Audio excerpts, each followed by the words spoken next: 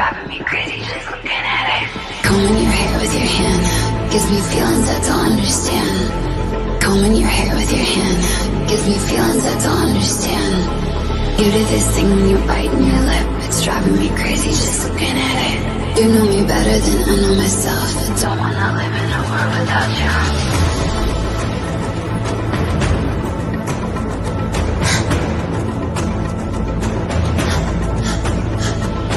You do this thing when you're biting your lip. It's driving me crazy just looking at it. You know me better than I know myself. I don't wanna live in a world without you. World without you. Driving me crazy just looking at it. World without you. Driving me crazy just looking at it. You do this thing when you're biting your lip. Without you, driving me crazy just looking at it.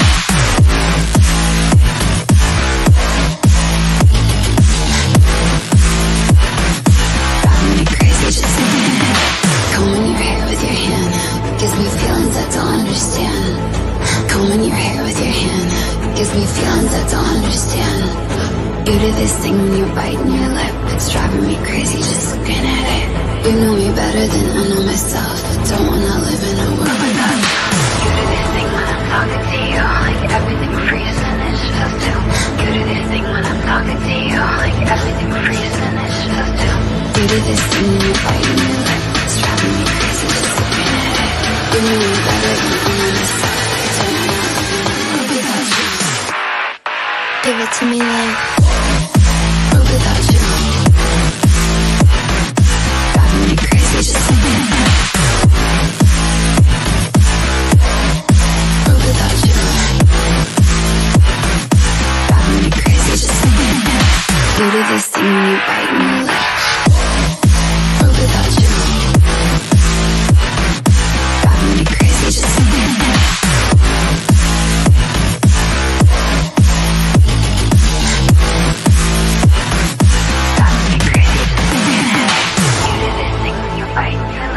Driving me crazy just looking at it. You know me better than I know myself. I don't wanna live without you.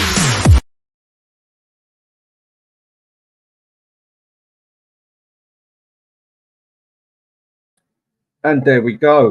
Right, afternoon, people. Hope everything is good. Hope everyone's all right. Yeah, been a hectic couple of days, as it usually is, as it always is. Just trying to be a Spurs fan. As all we can do is try.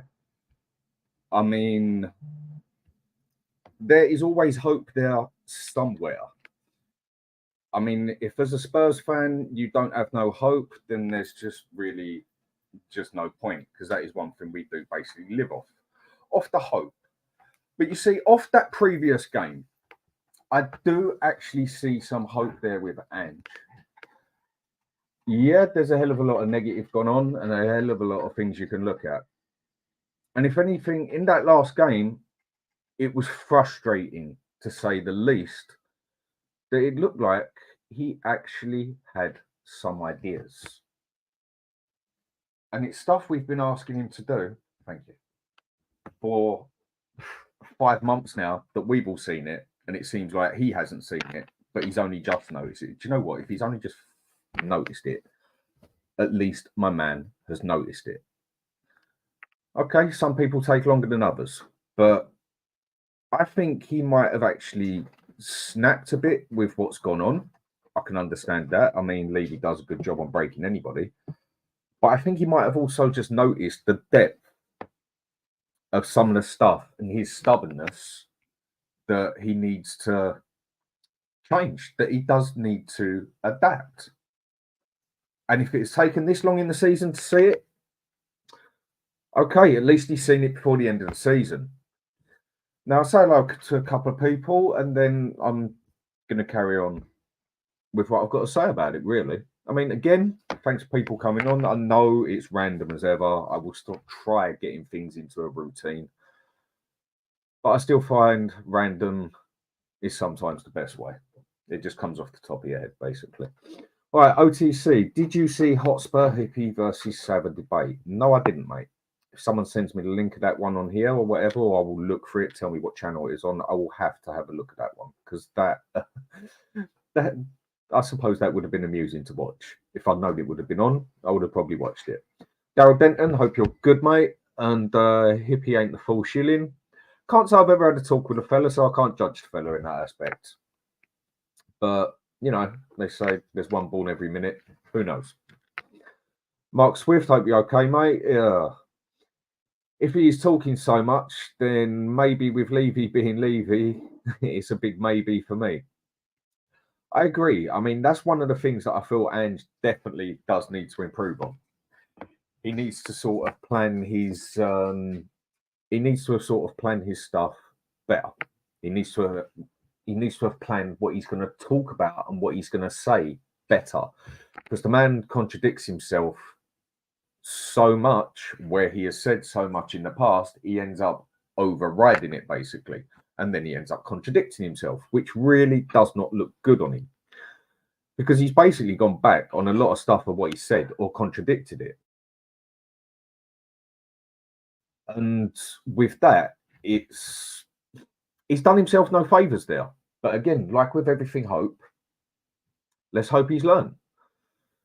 And Lily White, what were you saying, mate? Robbie, afternoon, Dan, and all the chat. Hope everyone's well. You too, mate. Wayne, good afternoon, everyone. Good afternoon to you too. Eugene, hi, everyone. Big up to you too. Link was put out there, mate. If you want to jump on, feel free. I'm always happy to have anybody's opinion on here, because that is one thing everyone is entitled to. Whether it's a crazy one, whether it's a right one, whether it's a wrong one, or whether it's just purely opinion. Everyone's entitled to it. All right, Hadrian's Wall, if I've got that right. My pronunciation is terrible, mate, so don't worry about that one. It was a massacre. Hotspur Hippie couldn't handle the Ange criticism from Johnny and Sava. He threw his toys out of the pram and left in a huff. Looks like I'm definitely going to have a look at that one, doesn't it, then? And Mark, Robbie Lokeman, hope you're all good. And yeah, I think Robbie's asking the same as me. What channel was the debate on? Someone do let me know. Daniel Coys, big up to you too. Big up, sick of fans saying we're embarrassing and disgusting for not wanting Arsenal to win the league. Because of us, I don't care what they think. I would do it again if ever put in the same situation. Now, that's exactly what I'm talking about, mate. Opinions. My opinion was, and it's sad that you end up having this sort of opinion as a Spurs fan, as a bit of a, do you know what, bollocks, that to top our season, we need to lose a game so Arsenal don't win it. But it's no different really to a situation we've ever been in before. And like you say, put us in the same situation again. I think a lot of people would do it. I did not want them winning that league. That's the tribalism. That's the anger at the other team. That's the rivalry. It's whatever you want to call it. I don't think no one was wrong or right to want either. It's back to what I said earlier. It's opinion. Nothing more, nothing less. And everyone's entitled to it. Nobody on here or on any other channel or any other thing can tell me I was wrong for having my opinion on thoughts that I wanted Tottenham to lose that game to fuck up Arsenal season. They can call me whatever they want. They can say whatever they want, but they can't put no facts down on the table. It's opinion. Same as I can turn around and say to them, well, I don't agree that you wanted Arsenal, like you was willing to win the game and Arsenal win the league.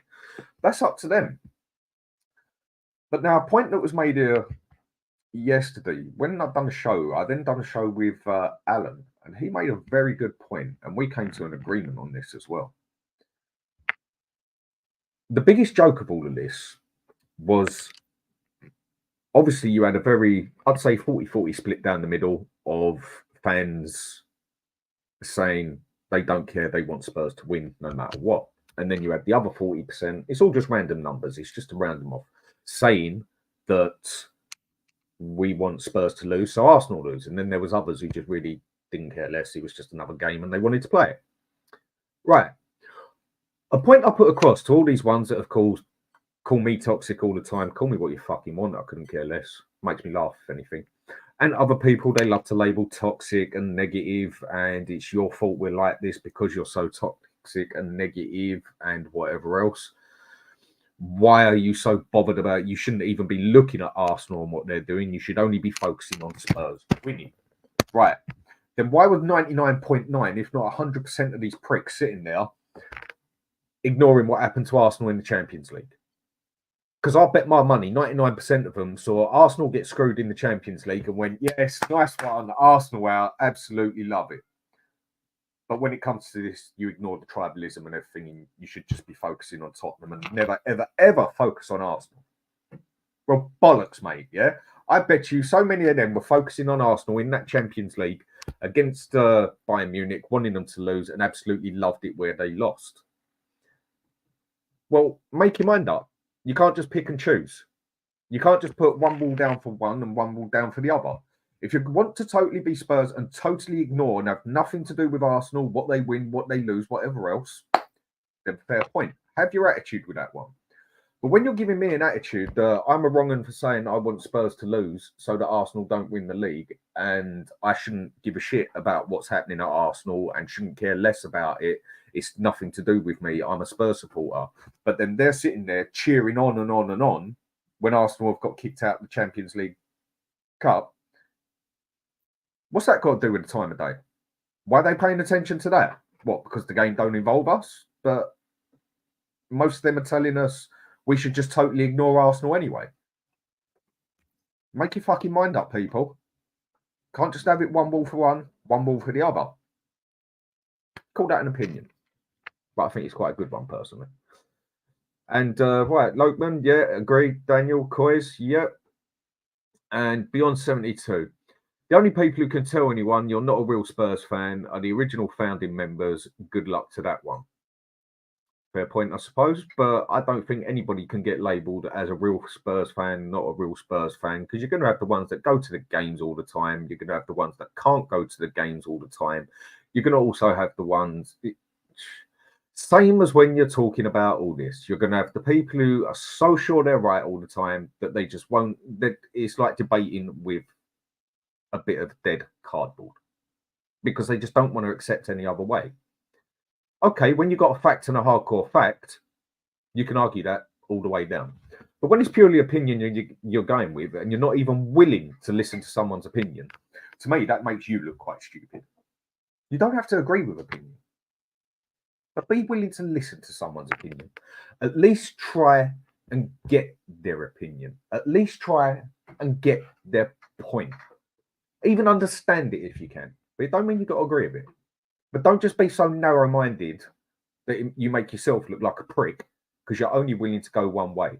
Or start preaching that I've got this experience, I've got that experience, so I know better than you, and you belittle yourself, really. That's how I see that one. I've got two guests in the back. I'll be with them in a matter of moments. Just want to say hello to a couple more. Anthony Clark, big up Dan, big up to you too. AFC, always good to see you on here, mate. Bertie Hotspur, big up everyone. Smash a like and subscribe. Let's bring back our glory days. Levy out. Thanks, mate. It's appreciated. Bill, all right. Dan, all right to you too, mate. Tom 81, big up to you. Dan, afternoon, everyone. Big up to you too. And last couple I go through. Mark Swift, always see you on, mate. Always good. I like the Spurs mug you got, mate. I've got a few of them. Cups, mugs, everything. And in a way, I might as well call myself a Spurs mug as well, because the amount of crap that a lot of us have to go through being a Spurs supporter in our own way, we're all Spurs mugs. So, with that one, you have a Spurs mug sitting here as me, and we now have two other Spurs mugs sitting here, as we all seem to be Spurs mugs, don't we? So, Brian, how are we doing, mate? Well, let's put it this way. I fell asleep at 5 a.m. your time yesterday and woke up 1:30 in the morning today. Then went back to sleep and woke up and just before you sent that WhatsApp. So I've been sleeping a lot, which is okay because obviously it's what I'm going through at the moment. One of the first things I did is just go through a few YouTube things that I was on or whatever, check the comments. And once you've done the introduction, give Josh's airspace, I've got quite a lot to say about this pathetic, spineless, gutless, toothless fan base. But I will let Josh do his hellos and everything before I let rip. Okay. And Josh, how you doing, mate? First time I've seen you on here. I've watched a few of your shows. How we doing? Cheers, mate. Cheers, mate. Doing well. Good to see you, Brian. Always I'm doing well. Look, as good as you can possibly be being a Tottenham Hotspur fan. I mean, I'm pretty sure we all know it's not all easy being a Tottenham Hotspur fan, and especially now in this time where who would have guessed we need out some of the fans are so divided right now. It's absolutely mental. I feel like it's the worst thing about a team is when your fans are divided, and it for some reason it feels like every other. If it's not Conte, it's Mourinho. If it's not Mourinho, it's Nuno. No matter what manager it is, our fan base is so divided, and just hoping we get together again. Okay, right. Just a quick one on one side. Rob Belcher, top man. Dan, we may always have a difference in opinion on your variety of issues, but I'll always support you as you're a real one. You too, mate. One thing I can say on here to anybody and everybody on here, to just go through a long story short. I started doing this very randomly, jumping on Sabbath's show, was extremely loud on there, quite possibly rude, because I thought, you know what, it's the only time I'm ever going to get heard on here, so you lot are going to fucking hear what I got to say, come love nor money. I don't care if I'm rude, I don't care if I've got an attitude, you are going to hear what I'm going to say. And that's what I did. And then went on a couple of shows after, and then thought, you know what, I can't be bothered with this shit.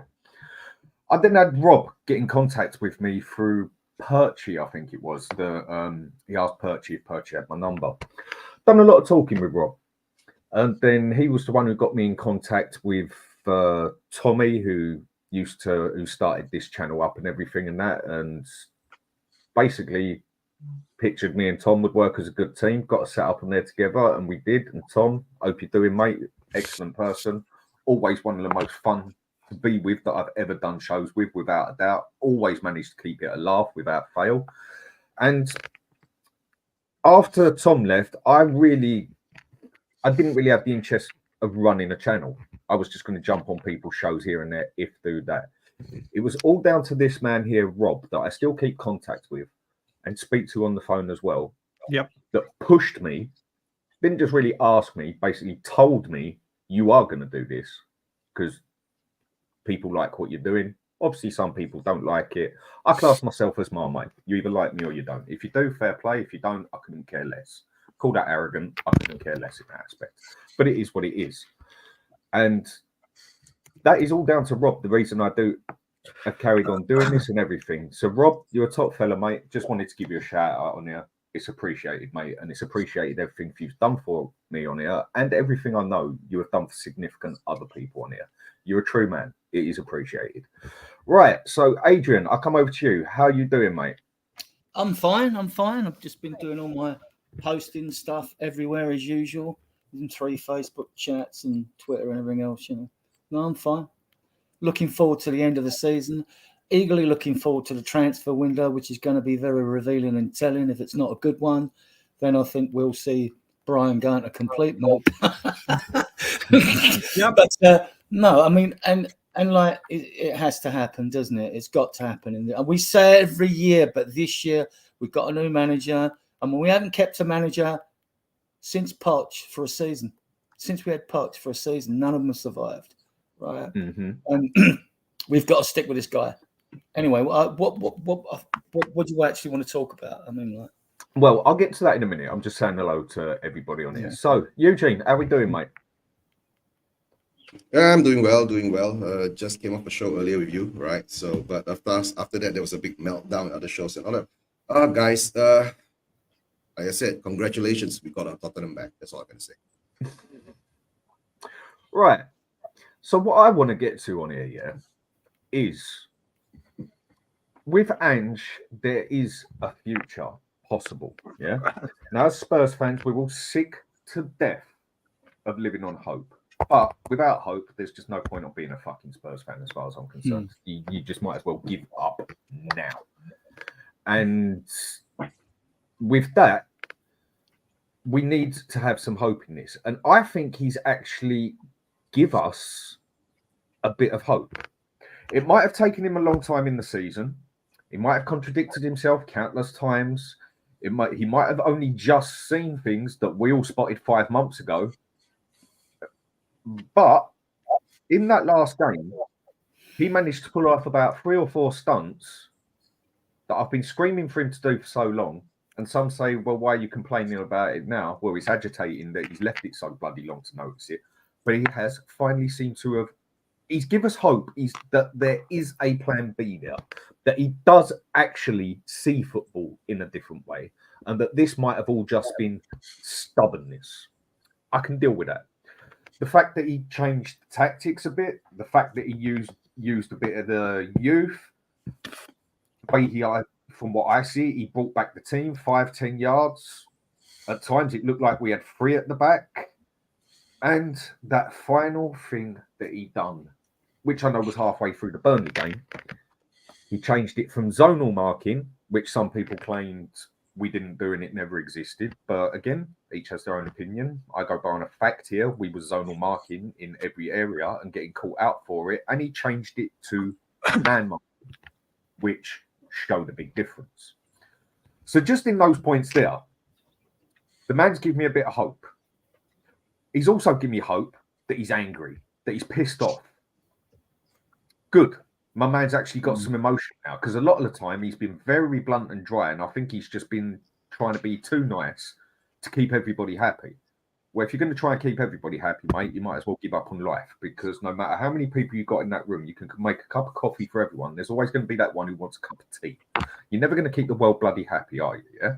So now I'm actually seeing that my man's got some aggression in him. He's got some bollocks on him. He's willing to talk his talk a bit. Whether that turns positive or negative, we shall see. But with all the things I've said there, we can go through all this bit by bit, or as you see it, or anything you personally see in it. Brian, seeing as you're on it to me, I'll come to you. With what I've said there, with your own opinions on things and that, I think there is some hope here with Ange. Obviously, it definitely depends what happens in the summer. But honestly, he's given me that bit of hope that I didn't have. Why has he waited so bloody long? I could slap the fella for it, but some people slow learners. Who knows? Listen, what I've got to say about that is it's brilliant to see Ange doing that. It's brilliant to see fighting talk. It's brilliant to see anger and aggression. But you're forgetting one thing. Every time a manager does show that, goodbye. They go. Goodbye. Sorry, you spoke your mind. You've called this club out. Look at Jose. Boom, off he goes. Look at Conte. Boom, off he goes. I've said it many, many a time ago. He pulls the trigger when the heat gets turned on Levy, not when the heat gets on the manager. I love Ange. I absolutely adore him, and I've said all along I want him to stay. Yes, he's got a lot wrong, but he's also got a lot right. I did my reaction and We Are Tottenham TV straight after the game, and I was actually very positive. I was like, do you know what? Yeah, I didn't want us to win. But in that game, there was a lot of... We hear after the 4-0 against Newcastle. We hear after the 4-2 to Liverpool. We take the positives out of this, and there were no positives. But against Manchester City, there were actual genuine positives that you could take from that game and take forward. And the reactions you get from this dickhead fan base. This fan base is the problem. I'm telling you now, like Stowe said, it's not a little bit of a problem. It's not a small bit of the problem. It's a ginormous part of the problem. They can't even agree. Listen, when Sonny missed that opportunity, when people went through and he took that opportunity, I bet you, and you could hear it in the stadium, once that shot got missed, there was a sigh of relief. There wasn't people going, oh, fuck, Sonny, why did you not? It was like, we have a real problem. Listen, the owners are the number one fucking issue, without a doubt.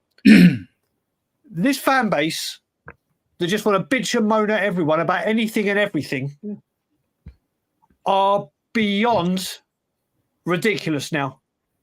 They're beyond ridiculous. There is a huge problem. The summer, as we always say, this is the one, but this time it is. As Adrian said, my knives are getting sharpened. I've got the shoe polish ready to put the war paint on because I'm ready to go now. But getting back to Ange, I will give Ange the time. He needs this window. He said he needed 3-4 windows, or the fans that obviously know everything. Not that Jamie Redknapp comes out and says this club is run like a business. We get told as Levy out people that we don't know anything. We're just people on camera, which is genuinely right. We have an opinion. We talk about it. When we hear it from professionals, then I'll talk. Jamie Redknapp came out and said it as it is. Everyone goes, oh yeah, but he came when he was injured and it was the end of his career. What does he know? He was in the fucking football club. Mido has come out. Oh, we signed him in the early 2000s. What's he know? He ain't been at the club for 20 years. He's a professional. You wanted it. This football club is a joke. Ange is the one that can steer it into, or hopefully turn it into the glory days if he is backed, if he is given the players he wants. And Ange needs time. Listen, I know there's a lot of people that don't like him, don't want him, and I get that. Listen, every fan is entitled to their opinion. But the one thing I think Spurs need to get some blooming momentum is consistency with a manager. Yes. That's what's going to do it. You look at it, Klopp. Listen, Klopp, Guardiola, they're a different league and they had the players. Arteta's doing it. Liverpool are known for keeping managers for ages. Arsenal have been known for it. United have been known for it. We just chop and change when the winner. As soon as someone goes from manager out and starts putting pressure on that prick. Sorry, I went to say Pratt, but prick came out. Both are right. That's a better word. Both are right. Then he pulls the trigger. So I'm delighted that Ange has done it. I said Antonio Conte doing what he did is the best thing to happen under ENIC for me. Better than the stadium, better than the training ground, better than the Carabao Cup. Everything. The best thing to happen under his leadership or ownership is that Conte ramp. And give Ange time, for God's sake. If he pulls the trigger this summer, Daniel Levy, I am telling you now, I am going to make your life a living hell. I've done it before, and I will do it again. And I'll join enough. Probably this time. Just with what someone's asked a quick question here. Dan, what are your supposed rumours of the staff wanting to forfeit the game? That's now, disgusting. That was actually a point I was going to come into it. So what I'm going to do is star this one, and I will come back to it later because otherwise it's going to just throw everything completely out of proportion. I mean, a lot of what my shows, I usually write down about 3 things I want to talk about, and for some reason I only ever get to talk about 2 of them because, you know, when you're talking about football, you can end up 10 miles down the road within a moment. So with everything that got said there, Josh, your opinion on it, mate? I'll tell you what, I kind of agree with Brian. Obviously, I'm not as passionate about that Levy out as Brian is, but I do agree to some extent. Look, I feel like right now there are a lot of positives to take from the season. We can only judge Ange based off one season with Tottenham Hotspur. We are going to finish around 5th. Let's say we finish 5th. Would you have taken 5th at the beginning of the season? I'm pretty sure most of us would have said yes. Now, I do think there is a big problem in this fan base right now. Number one, they are divided, like I said. But number two, I don't know why, but I feel like there's a lot of these fans are scared to call out Ange and stuff. I mean, I was watching a couple of streams today, and a lot of people are just scared of, you know, commenting on Ange. I mean, for me, if Ange was perfect, then we should be top the league. We should win the league if Ange's perfect. You know, if nothing's Ange's ever like that, perfect. Exactly. Nothing is ever perfect. Now, this season, we've had a lot of stumbles, you know, set pieces, the midfield suddenly shatters, the attackers aren't scoring, injuries. We haven't had the easiest of seasons, especially the first one for Ange, but going into the summer transfer window, I feel like we need a couple of marquee signings in order to push this club to the next level. People are saying, oh yeah, we should get Champions League. If we would have gotten Champions League, would that have made Tottenham Hotspur sign any other better players than we have done in the past period of times that we've been in the Champions League? I don't think so. But look, I think based on the season, Ange has done the best out of what he could do. He can only learn so much. But yeah, no, but my final thoughts are, you know, I think in regards to that comment, we're going to talk about it later, I'm pretty sure, but for me, that City game was a pure loss. You had to write it off. We should have. If we would lose 2-0, we should have lost 3 just to get that goal difference up. But I mean, what's the difference between 3 and 2? The difference. No, between you know Haaland what? scoring I've a got to hat-trick. stop. I've got to stop you there. You're a disgrace as a Spurs fan. Utter Okay, go total for it. disgrace. Why? Because Go I've for got it. a different opinion to you. So you're a loser. You're a disgrace. Can't have you on here. That's disgusting because you have a different opinion to me. I can't handle that. Get off my shit. And that's just the way some people think, mate. It doesn't bother me, so don't worry about it. Exactly. No, I'm saying that. No, that's exactly how people It's think. opinion. It's nothing more, nothing less. And some people just cannot handle it when you have a different opinion. Yeah. Bollocks to them. Each to their own at the end of the day, is what I say with that. 100%. I'm not making them right or wrong. I'm not making us right or wrong. It's right for me. If it's right for you, then it's right for you. But if it's wrong for him, that's how he wants to live his life. It's very subjective. Yeah. Exactly. Religion, whatever. Believe in what you want to believe in. Doesn't mean I've got to respect it or believe in it, you know? But Yep. I suppose that goes a bit too deep. Adrian, with everything we've just said here, Josh has said, Brian and that, everything I said that it took to the last game of the season for Ange to actually give me some hope for the following season, but he's actually succeeded in doing it now. Your side of all of it. Well, there are many divisions within the Spurs fan base, and like I understood the division of the Man City game. I wanted us to win, right? Brian wanted us to lose. That's fair enough. I ain't got a problem with that whatsoever. His rant afterwards, good copy, because it means you can go on shows like this and we can chew on it from every angle until it ends up like a walnut piece of chewing gum, right? But I agree with him in his rant. I'm not having a pop at the fan base here. I think he was generally having a pop at the fan behind him, which I think was evicted in the end from the stadium. But that was wrong. I'll go on to that one. That was wrong. Okay, fair enough. I'll go on to that. His rant, when he's talking about the backroom staff, he's trying to instill a winning mentality in this club. Get rid of that old style cancer that's permeated through this club from top to bottom, right? He's trying to do that. And then you get members of the staff who are paid professionals, right? Who should be trying to help him take the club forward. And they come out with comments which are anathema to his winning mentality. Yeah, too true, I'd be angry. That's part of the culture that needs to go from this club. You can keep them faults private. You can have them, but not at the ground, not at your workplace. When we all work for other companies, we have to abide by the company rules, right? So he's trying to put that mentality in there. And this goes against that mentality as far as I'm concerned. So like, I support him. I want him in here all next year anyway, because we can't keep binning managers. So that's the part of supporting him. All right. Was he? See, we don't know. Is it in her mind? He wasn't clear. It was a little bit cryptic, and people wanted to read in what they wanted to read into to suit their own agenda and what they had to say. He didn't do no favour at the end with what he said, did he? No, he didn't. At times, managers say, yeah, but I never get carried away at press conferences from managers because most of them talk in riddles anyway, don't they? They're all cryptic. Conte was cryptic. Marino was cryptic. And now Ange has got cryptic and he wasn't using. And I think it was a bit cryptic.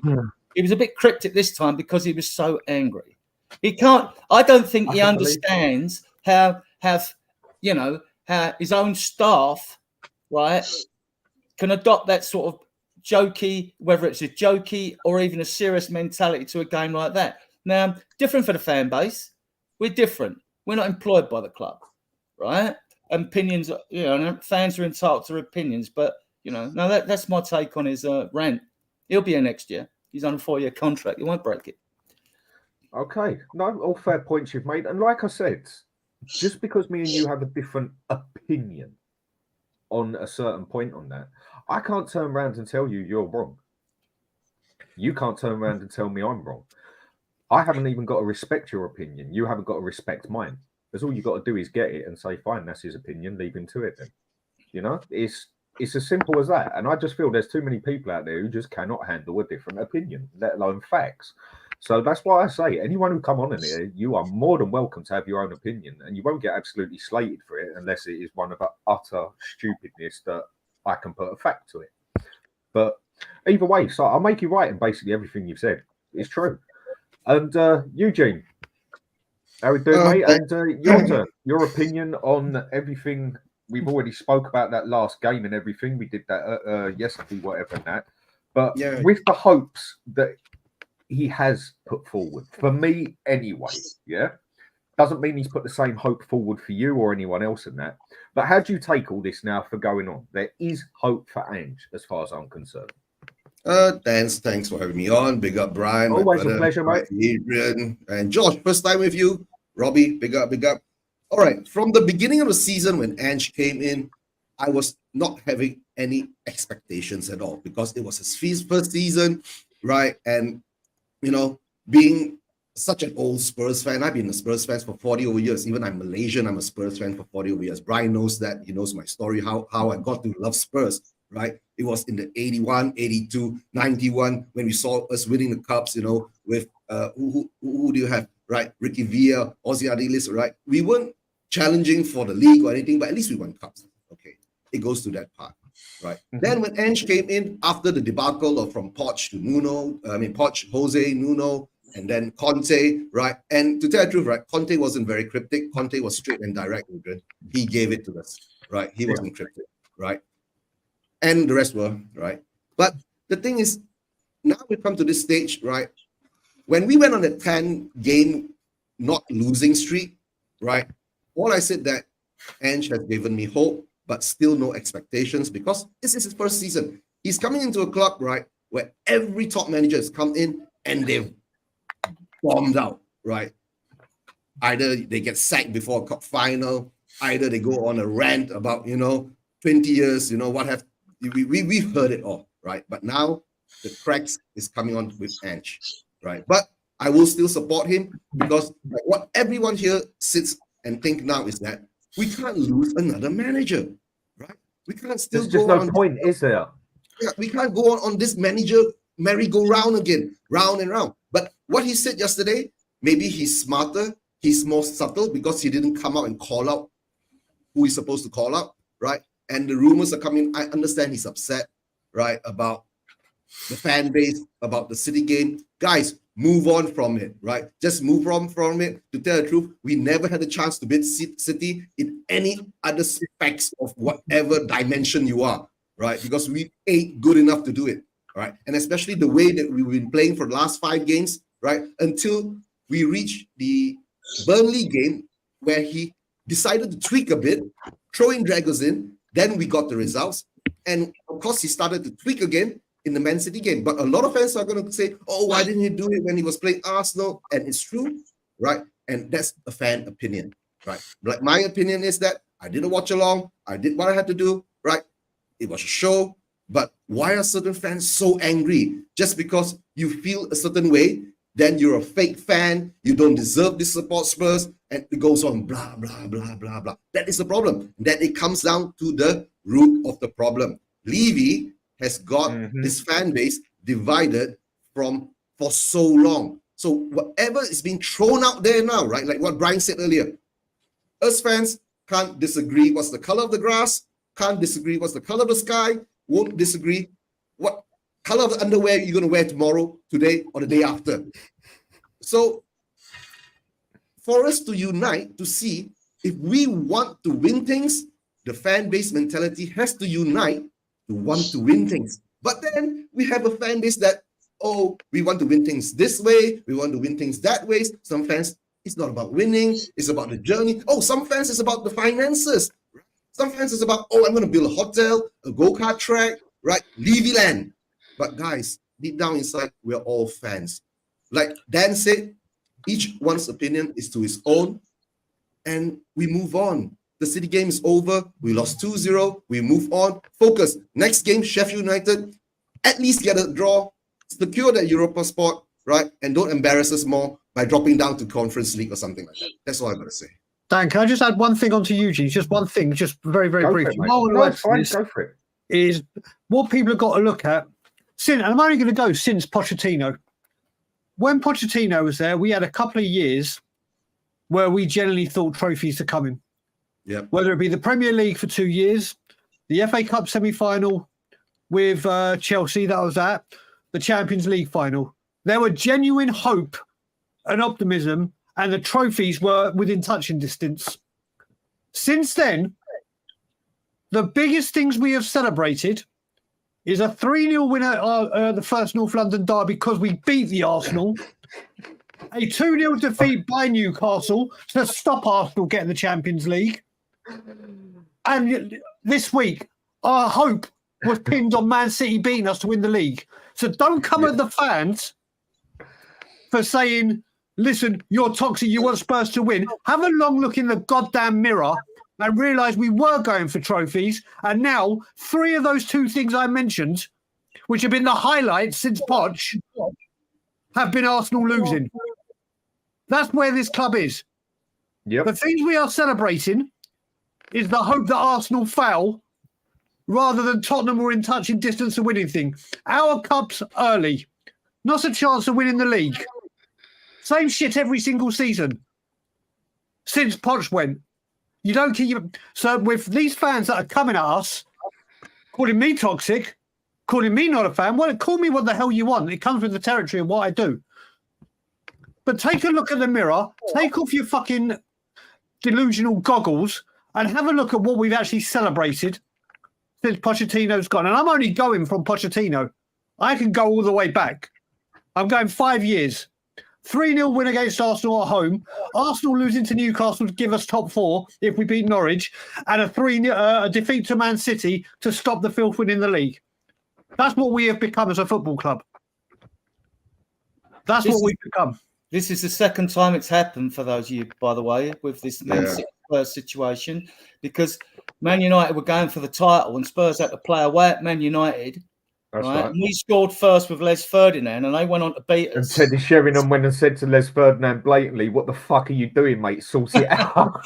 and we didn't have all the hope we've got now, but then social media probably wasn't like as a if there would have been a social media then, and that would have got done. But Spurs it would have been crazy. Right. So, Rob, to come to you, let you have your say on what everyone else has had. Hope you're doing, mate. Good to see you on here again. And with basically everything I've said there, everything others have said, what I want to do is get to the issue with him, the fans, and that after. I'm more trying to look at there is hope for Ange. I'll give you my reasons why, i.e. he's taken his time to bloody do it, but he has seen that the zonal marking does not work. And he's now trying it different. He did try some youth. He did actually change his tactics. He did actually drop back 5 or 10 yards. At one stage, it looked like we had 3 at the back. He's actually got angry with his staff and he's coming across like he wants better staff now. All this for me, in a lot of ways, too little too late in some ways for this season anyway, but it's given me a bit of hope for Ange now. Just that little bit that I needed to have hope that there can be something positive out of all this. What do you see out of all of it? Like the game itself and everything else and everything I've just said to you on the hope side as such. I'll come to like what people have asked with how he's dealt with the fans and other things after. Yeah, I think with Ange Postecoglou, he came in at the beginning of the season, right, and we were in absolute shambles of the club last season. I mean, I haven't been watching Spurs as long as most of you on the panel, but that's the worst I've seen us. Conceding 5 in 20 minutes to Newcastle, and I was almost numb to it. I was sat there almost laughing, like, because not even thinking about it being actually Spurs. And I heard Cooper say the same thing. I'm just like, just watching us get destroyed. And he was so terrible. Sacked Conte, brought in a couple of managers. I think he's had a lot to deal with coming into the club. Now, will he be back in the future? We'll wait and see. But in my opinion, he was to an extent last summer. And I think he's done an okay job. I don't think he's done a great job because we started very well. Yes, we got injuries, but at the same time, it's about dealing with those injuries, and we have fallen off. But at the same time, 5th, a Europa League spot in his first season when Kane left 2 days before the season, and there were loads of other factors. I think it's decent enough, and I think there'd be no point not sticking with Ange and not backing him. Like other managers, I want to see him given the tools to try and build something. If he's given the tools and then can't, okay, fair enough. He might not be good enough. But judging by this season, I think there have been negatives with Ange. I think his reluctance to call out issues and tweak up until now has been frustrating. But like you said, Dan, I saw different things in the week. I saw different things against Manchester City that show me that he can tweak. He can change things. And managers, they do learn in the Premier League. For example, Arteta's one of them, or even Conte at Chelsea changed the system and went on to win the league after they lost a game. And I'm not asking him to change his system, but I think if he tweaks certain things and the negatives from this season disappear, then we can be successful under him. But I think for a first season, it's been okay. I want to stick with him. We'll see what happens next season. In my opinion, it all comes down to whether the ownership give him the 2 or 3 quality players in the positions we need to move forward. It's a shame that it has actually taken him so, because I think the thing was, he had a lot of this. I can speak for myself, and I think I can speak for a few people. He actually had me to the point where it was, is he that stubborn, or does he just actually not have a clue to play football any other way? He was getting me to that point where I thought the man don't actually know how to play football another way. Whereas for most of the season, it was all, well, stubborn fella, stuck to his way sort of thing, does know another way, but he's just too stubborn to do it. Towards the end, I was starting to question, does he even know how to play a different way of fucking football? For me, he's proved he has. Dan, okay, can I ask you something, Dan, though? One sec. Yeah, 1 sec, and I'll go to you. He has actually shown to me now that he has got another way. Yes, this should have been used in the previous 5 or 6 games when he should have had this anger and realised it against Chelsea, against Arsenal, against Newcastle, against Fulham, against Liverpool.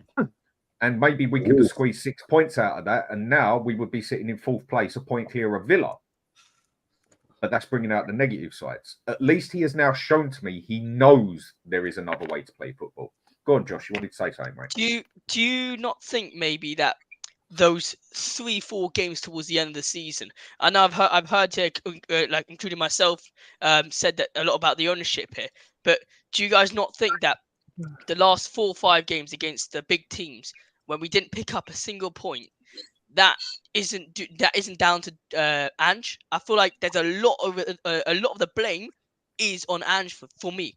For me, Newcastle, I think Arsenal, Chelsea, we start Emerson at the back, and a manager like Ange that we all rate, apparently, that we all believe in. How can he make this mistake 3 games in a row or 2 games in a row and not learn for the 3rd? How can he sign a centre-back, Dragusin, that one of the best teams in the world, Bayern Munich, want, and not start and not play him at all when we have any injuries at the back? How can he play Heung-Min Son through the middle when the whole fan base, or the majority of fan base, can see that he is not a striker and he needs to play off the left? For me, Ange, I'm giving credit a lot to Ange, but basic moving of the players is simple management that I feel like Ange needs to get this right. We can't have this next season that, all right, if we keep Son as a striker, we can't have that. That cannot happen. Tottenham Hotspur can't continue, or Ange Postecoglou can't continue next season making the same mistakes. I hope that Ange has learned from these 12 games or so that we've dropped points. I hope he's learned from this and is not going to continue with the same mistakes. Now, that, for me, isn't to do with any of the owners. For me, that's due to Ange. Ange can see the players we've got. He can see the players. He knows them in training, and he can see what he can deal with. He only can deal with what he's got in front of him. And if he can see that, all right, Dragson's fit, play him left back. Dragson's fit, play him centre back. There needs to be some sort of change for Ange instead of only playing Plan A. Exactly. Why didn't he do it then? That is what has frustrated everyone. And I've been told, well, you've got what you wanted, shut up. Well, no, I've got what I wanted. And if anything, I'm even more pissed off for it because it shows he could have done it. Why didn't he see it 5 games ago? Same as the zonal marking. And for me, any manager that's got half a Scooby-Doo would not have gone and put Ben Davies against Saka. Would not have gone and put fucking Chicken Royale up against Salah. Boy, that's all done and dusted and burnt with now. What else do you want me to say on it? I don't think anyone can confront that in any means or manner. But he has actually shown now that he can adapt. Yeah. So this is where I think the pressure's on him now, because where he's now actually shown he can adapt, if he goes into next season and then becomes stubborn again all of a sudden, he's going to have some serious issue on his back, because he's actually proved now to people that he can adapt. Well, so he's got to work with that now. Yeah. Listen, I'll talk about it. But I just want to address one thing that's just Peter's put. But I'm sick and tired of people talking about Kane. I'm sick and tired of it. And where he's gone, these coaches, there you go. These coaches that think they are so good and had a 30 goal a year striker and did jack shit. Imagine if he had Kane this year. Listen, I'm sick and tired of people using Kane as a pro and a con. If Kane was here, if Kane wasn't here, he isn't here. And what should get on with it? What should have happened when you lose the so-called 30-goal striker is you replace the 30-goal striker. Like Liverpool did when they lost Torres, they brought in Suarez. Like when they lost Suarez, they brought in Salah. You don't sell your major asset and go, well, we'll just see what we can do. Oh, no, I know what we're buying for lease. I'm sick and tired of hearing Harry Kane's name, both pro and against him. Harry Kane is no longer at this football club. No longer at this football club. He is the greatest striker in the world. The greatest. Now, if any other club lose the greatest in the world, they make sure there's a replacement before they lose him. Or they bring someone in with the money straight after. So all this Harry Kane bullshit means absolutely nothing to me. Love the player. Do you know what? He went, and I know exactly why he went, and we all know why he went. That should be what stands out the most. But no, rather than talking and addressing how did we replace him, it's imagine if we had him. We haven't. Yeah. We didn't. We could have. We couldn't have him. We didn't have him because he left. We could have brought in a replacement. We didn't. So I'm going to leave that part there. This Harry Kane nonsense has got to stop. We'll probably be doing this in about 5 years' time. 5 years' time, if Harry Kane EA was still about, no, he's gone. It's done. Now you replace. But getting on to Ange Postecoglou and his system. Listen, I think Ange Postecoglou, if he gets his players to play his system, next year will be a different breed of animal. I really do. But it is. If he wants player A, he gets player A. Not, oh, we couldn't get player A, but we'll get your second, third, or fourth choice, or we'll buy one for the future, and he might be good in 3-4 years' time. You might not be the manager, but hey ho, he's young. They need the right players in at the right time. With the problem I have with his tactics is the only one I've had is that it took him so long to play Dragusin and put Van der Ven out there. And I personally, I must admit, personally, I didn't want that. Because I thought if you take Van der Ven's pace out of the centre, that was going to affect us. But you could clearly see against Manchester City it didn't. So I got that wrong, and I'll say I got that wrong. Exactly the same here, Brian. I was one of the ones who said Van der Ven, we can't take him out in the middle because it had destroyed the system. Exactly. And the thing is that got me with it as well, and it made me laugh. Another thing with this deluded fan base, when the Burnley team came out and Kulusevski was in the front line, I put on Spurs' Twitter the reaction. I said the fact that Kulusevski is in the starting 11 is mind-boggling to me. Oh my God, the hate I got. Oh, who are you going to put there? No one else can play there. No one else was like, put Gio there. Put Gio there. Oh no, he's not a left winger. He's not a left winger. So what do we do the next game? Play Maddison, a left winger, who's not a left winger. And no one says a word. Because Maddison has actually played on the left quite a few times. He done it at England and he done it at Leicester. He does it at Argentina, doesn't he? They try and have it both ways. No, I get what you're saying. So the one, yes, it is a piece. You want to go on with this? I can go on all day about this. Harry Kane left because of Daniel Levy, and I think the whole world, even if you're not Levy out, knows it. But if you want to carry on this rhetoric, I can carry on all day with you, my friend. But going back to it, as I said,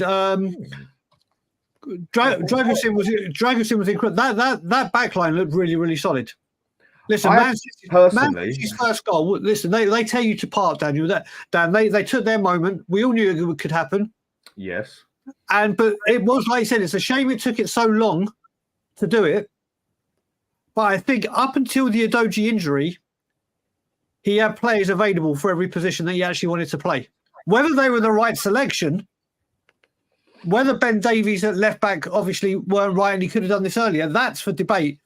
But in Ange's defence, he did have a left back. to play left back. Was he good enough? No. But he had a position that was his. But like I said, if he gets everything right next season, then I think you will see things different from Ange. Yeah. And I think someone here made a brilliant point. Arsenal De Groot, who comes on a lot, it's appreciated, mate. Hope you're having a good day. I think Ange, for the first time in his career, has faced teams who are better than his, i.e. Scotland, Japan, Australia. Competition wasn't that steep, hence he's a bit rattled. Now, do you know what? When he took over Celtic, it wasn't their prime that he took them over on, but it was the first season they'd lost in like 9 years.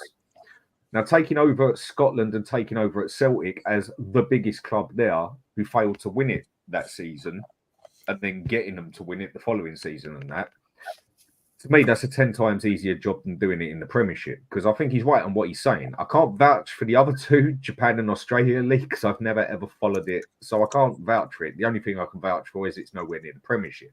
Same as the Scottish League. It's ranked, from what I saw, 16th in the world. The Scottish League is actually ranked lower than the American Soccer League. That tells you everything as far as I'm concerned. But taking over at Celtic is... He's got everything there. They're a massive club there. They got loads of money there. Compared to the rest of the world, no, they haven't. So I could definitely see where he's coming from. He might have had a bit of a shock, like, shit, it's not quite that simple. But who knows with that one? And with what you said there, Brian, I agree. I was one of the ones saying we cannot take Van der Ven out the middle because it will totally destroy the way we play, which it does. But I personally think that with Van der Ven on the left, Dragusin in the middle, Romero in the middle, and Porro, I think we actually looked more solid defensively than we have looked all season. Also down to the fact that we dropped back 5 or 10 yards. I was pleased with Dragusin in the game. Delighted.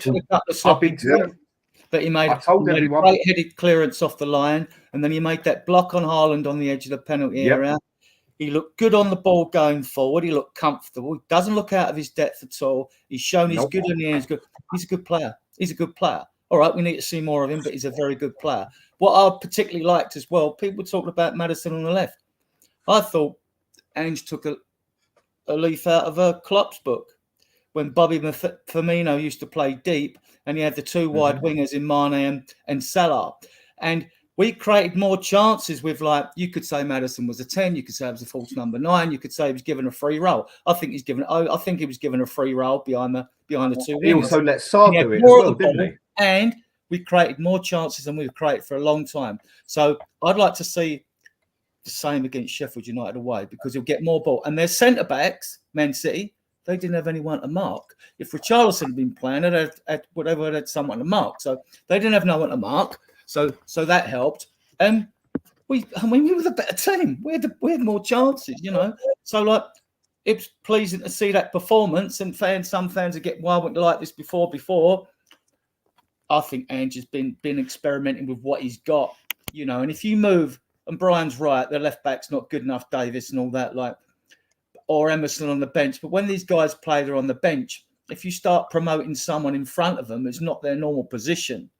You know, it doesn't actually help squad morale, right? So, but then he's paid the big bucks to make those decisions. So, like, you know, he should have made them. But no, I'm not a believer in plan B. I'm a believer in tweaking things, putting on fresh legs to change things around and all that. You can call that plan B if you want. But I mean, into that. But and he did say in quite a few press conferences ago, I will pick a team to win a game. Well, you can only do that if you've got the players that you'd like to pick for that game, if they're available, not injured, suspended, or whatever. Right. Dragusin was a bright spot. And so was playing Maddison, giving him the 3 role. I thought that was a bright spot. He looked better. He had more of the ball. Right. But that's my opinion. What he actually did was what he should have been doing all season, really, is it's all good wanting to play your way. And I get that you're trying to get it into the team and everything else and the mentality of the club and all that. I like to play poker, Texas Hold'em. And some people just play it as it goes. Other people like to play it with, or like to think they've got tactics, like I do. I like to think I've got tactics to it. But the problem is you can only play with the deck of cards you've got. And sometimes you've got to change your tactics when you're playing poker because you've got a shit set of hands. But you can actually make it work by calling a bluff. With the deck of cards he had, up until the past game and a half, I shall say, he hasn't really played with the deck he's got. He's tried playing with the deck he wants.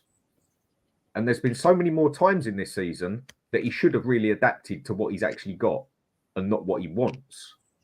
But again, this is the thing I'm trying to say is positive because we've actually seen that he can actually do that now. I mean, But then, go on, Eugene. but then isn't that a little bit too late now, right? Dragozin came in January, right? And he didn't get any game time at all. Udogi was out for the past 5 games, or more or less, right? And why didn't he try it when against Newcastle?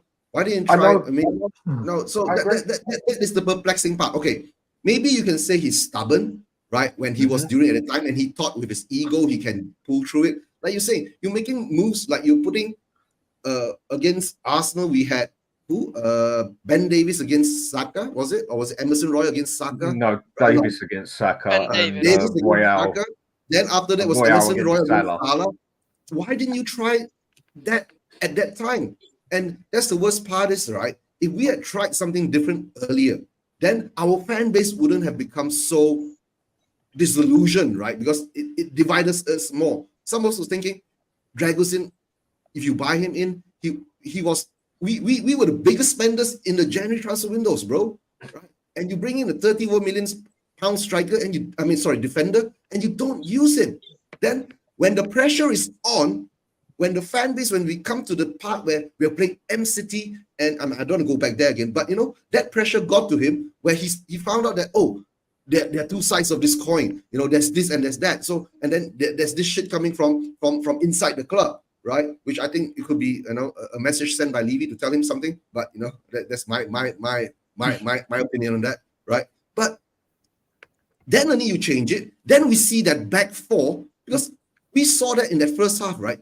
We sat with a back four most of the time, right? And when we attacked, we didn't go all out and leave one person behind to defend. We defended with a back three. You see, so the signs are there. The signs are there. He can adapt. So I will give him a chance. Hopefully next season he will know. Okay, if I'm playing Ipswich, then we'll go gung ho, high line, smash them, right? But if I'm going to play Aston Villa, I'm going to play Manchester United, Chelsea, right? I will have to tweak. I have to sit back a bit. If he does that, then I will see maybe we'll have a brighter future. And of course, it doesn't include that what kind of players he brings in, right? But at this moment in time, all these things that have been going on, right? He has to take the blame, but he has taken the blame because he has said a lot of things that everything falls on him. And if he dies on that hill, he will die on that hill. So that I will give him kudos because when you say things like that, that means you're pushing yourself to that certain limit and you're willing to die for your principles. Let's see whether he gets over the board and gets what he wants and he gets over that losing mental culture that we have in our club, and he tries to break that mold and remold the new Spurs. And that's why I've been saying, I don't want when Daniel Levy came out and said, we got our Tottenham back. I don't want our Tottenham back. We haven't won the league in 63 years. Guys, we've only won 1 League Cup in the past 16 years. I don't want that Tottenham. I want a new Tottenham. I want a Tottenham that goes up and challenge. Then to tell the truth, right, Brian, you were talking about Poch, right? When Poch was sacked, right, it broke my heart. Yeah, because I was expecting Poch, right, to be our Alex Ferguson. He had everything there. We saw the good football, the building of the squad. We were in the Champions League final. We were challenging Leicester for the league. That is a weird thing to say. But when things go bad, we're building a new, and I hate this the most. We're gonna build our new stadium, but it's not gonna affect our transfer window. Fuck it. We didn't buy anyone for 3 transfer windows. We are the laughing stock. 518 days. He wasn't back for 518 days. An absolute disgrace. Disgrace. Yeah. So what do you expect now? right? Eugene, let me just add one more thing to what you said very briefly. Like you said, with the people that were clapping and everything, we've got our Tottenham back. He did this with Pochettino. AGM called when we're top of the league, undefeated. If a group of people turn around now and said to Daniel Levy, can we do another AGM? What do you reckon Daniel Levy's going to say right now? The email got lost. I didn't receive it. No. Yeah. No, that's what I'm saying. Totally. That's why I say I don't want our Tottenham back. I want a new Tottenham. I want a Tottenham that wins, a new winning mentality, break the mold, and start all over again. And hopefully, Ange has realised maybe a bit late. I mean, something Tony says here, solid point as usual, and I have to agree with this one. The best defence in the world history will let in a shit ton of goals from this suicide high line and inverted fullbacks bullshit. I agree, mate. I think no matter what, I'm not saying we can't improve, but for me, his out-and-out way that he's played all season would never, ever win a league, even if you had, I've said before, the best back line I have previously ever seen was AC Milan with Didier in goal, Paolo Maldini, Nesta, Jaap Stam and Cafu, yeah? Personal opinion. Not far from fact, but personal opinion. Even they're going to let in goals with pushing like this.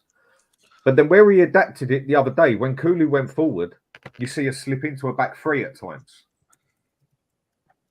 It seemed to work. This is what I mean by my man he's failed to adapt all season.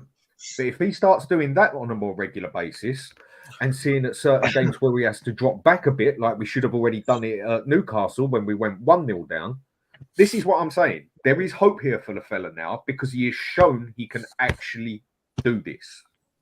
This is where my hope is. So the bit I want to go on is a question. Well, two things on here. The first thing that was asked earlier, what are your supposed rumours of the staff wanting to forfeit the game? Well, with that one, the staff should not have that mentality. We said that, yeah. But another thing that I found positive with this is one thing he's always done wherever he's moved to. He's never, I mean, Eugene was saying it before and we spoke about it and that he doesn't bring his own set with him. And literally every great manager I've ever heard of, if anyone can name me different, please do, has their set of staff they bring with them. Maybe they'll leave a space for 2 or 3 or whatever, but they have their 4 main men next to them. Usually their assistant manager, unless he gets a job as a manager, and they'll have their set piece person, goalkeeper person, defender. They'll have their crowd with them. From what I've heard, he sort of just came over to Spurs. There was one person I think he wanted to take with him from Celtic. But everywhere he's gone, he doesn't have his work set with him as such, which I don't think does the man no favours either. Because I think to be a good manager, you can't do everything yourself.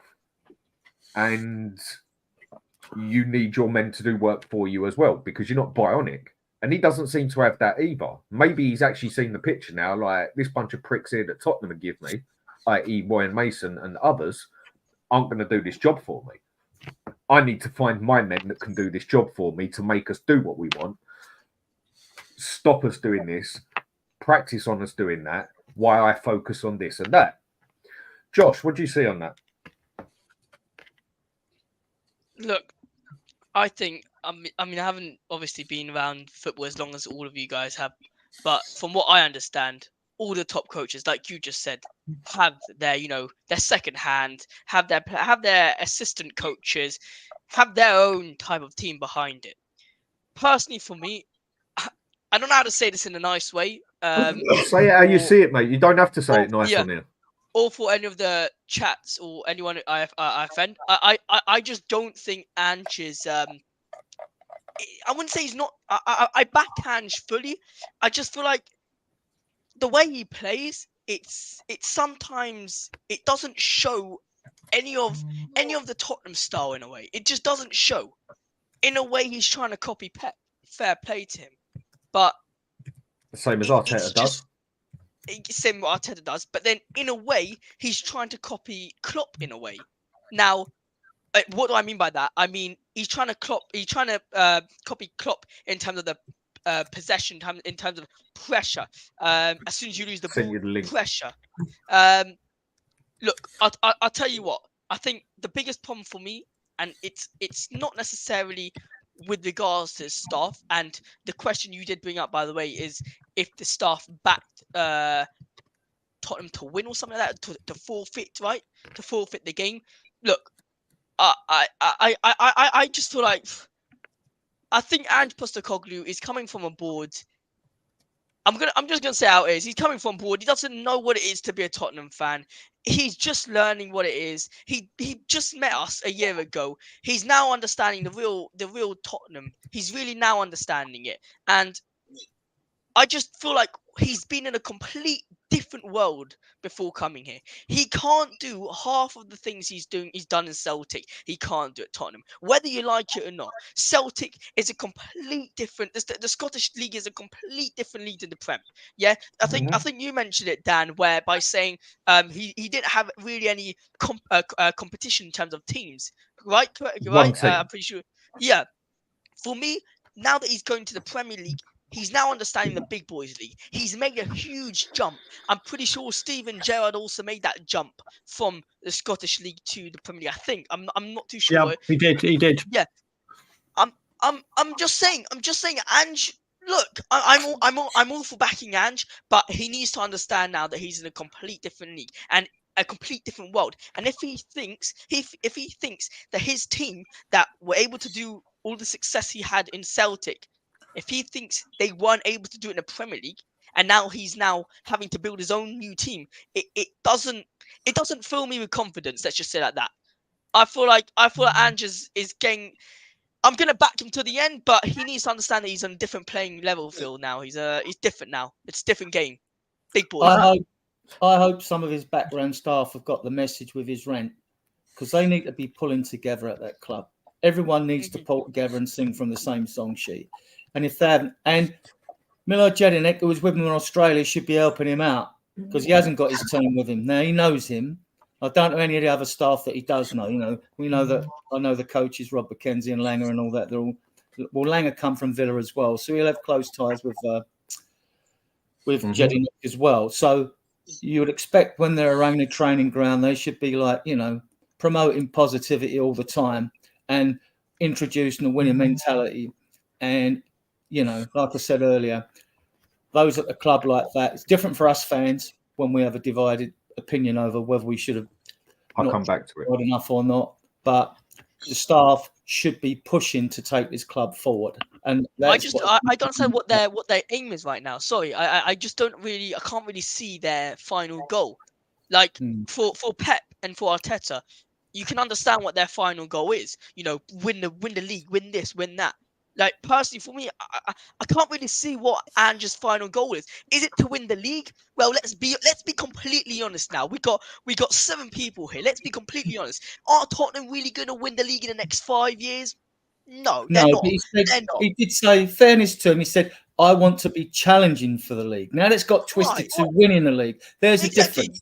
So but then, Adrian, this year, we need growth and progress next year. Right, and what I admire about the man, he's got 100 belief in his footballing philosophy. Right, he won't yield. What doesn't help him, if people tear at the fabric of his philosophy, even with comments about wanting to toss the game away and things like that. Right, he can't afford that. You can't afford as a leader. You can't afford to have that. It's like it's divisive. You can't have that shit below you. You can't have that. But Adrian, he said a couple times, he expects to be in a title race next season, the way he said it. And I've seen it twice. That doesn't mean win it, does it? But Adrian, if we're in a, I hate using this word, I fucking hate using this word, process, then shouldn't he be telling us stuff like, oh, next season we'll be looking to progress? Obviously, we didn't make Champions League this season. Well, progression to me is growth and progress next. It's finishing higher than we finished this season. Yeah, so he could say, and what's the final aim of Ange? What's his goal? Because over the past years, like you said, Adrian, we're trying to progress.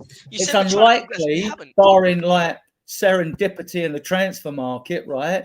It's unlikely that we're going to bring in all the players we need to win the league. But if we can play like we did in the first 10 games, we can win a domestic cup, because it only takes 6 games to win a domestic cup.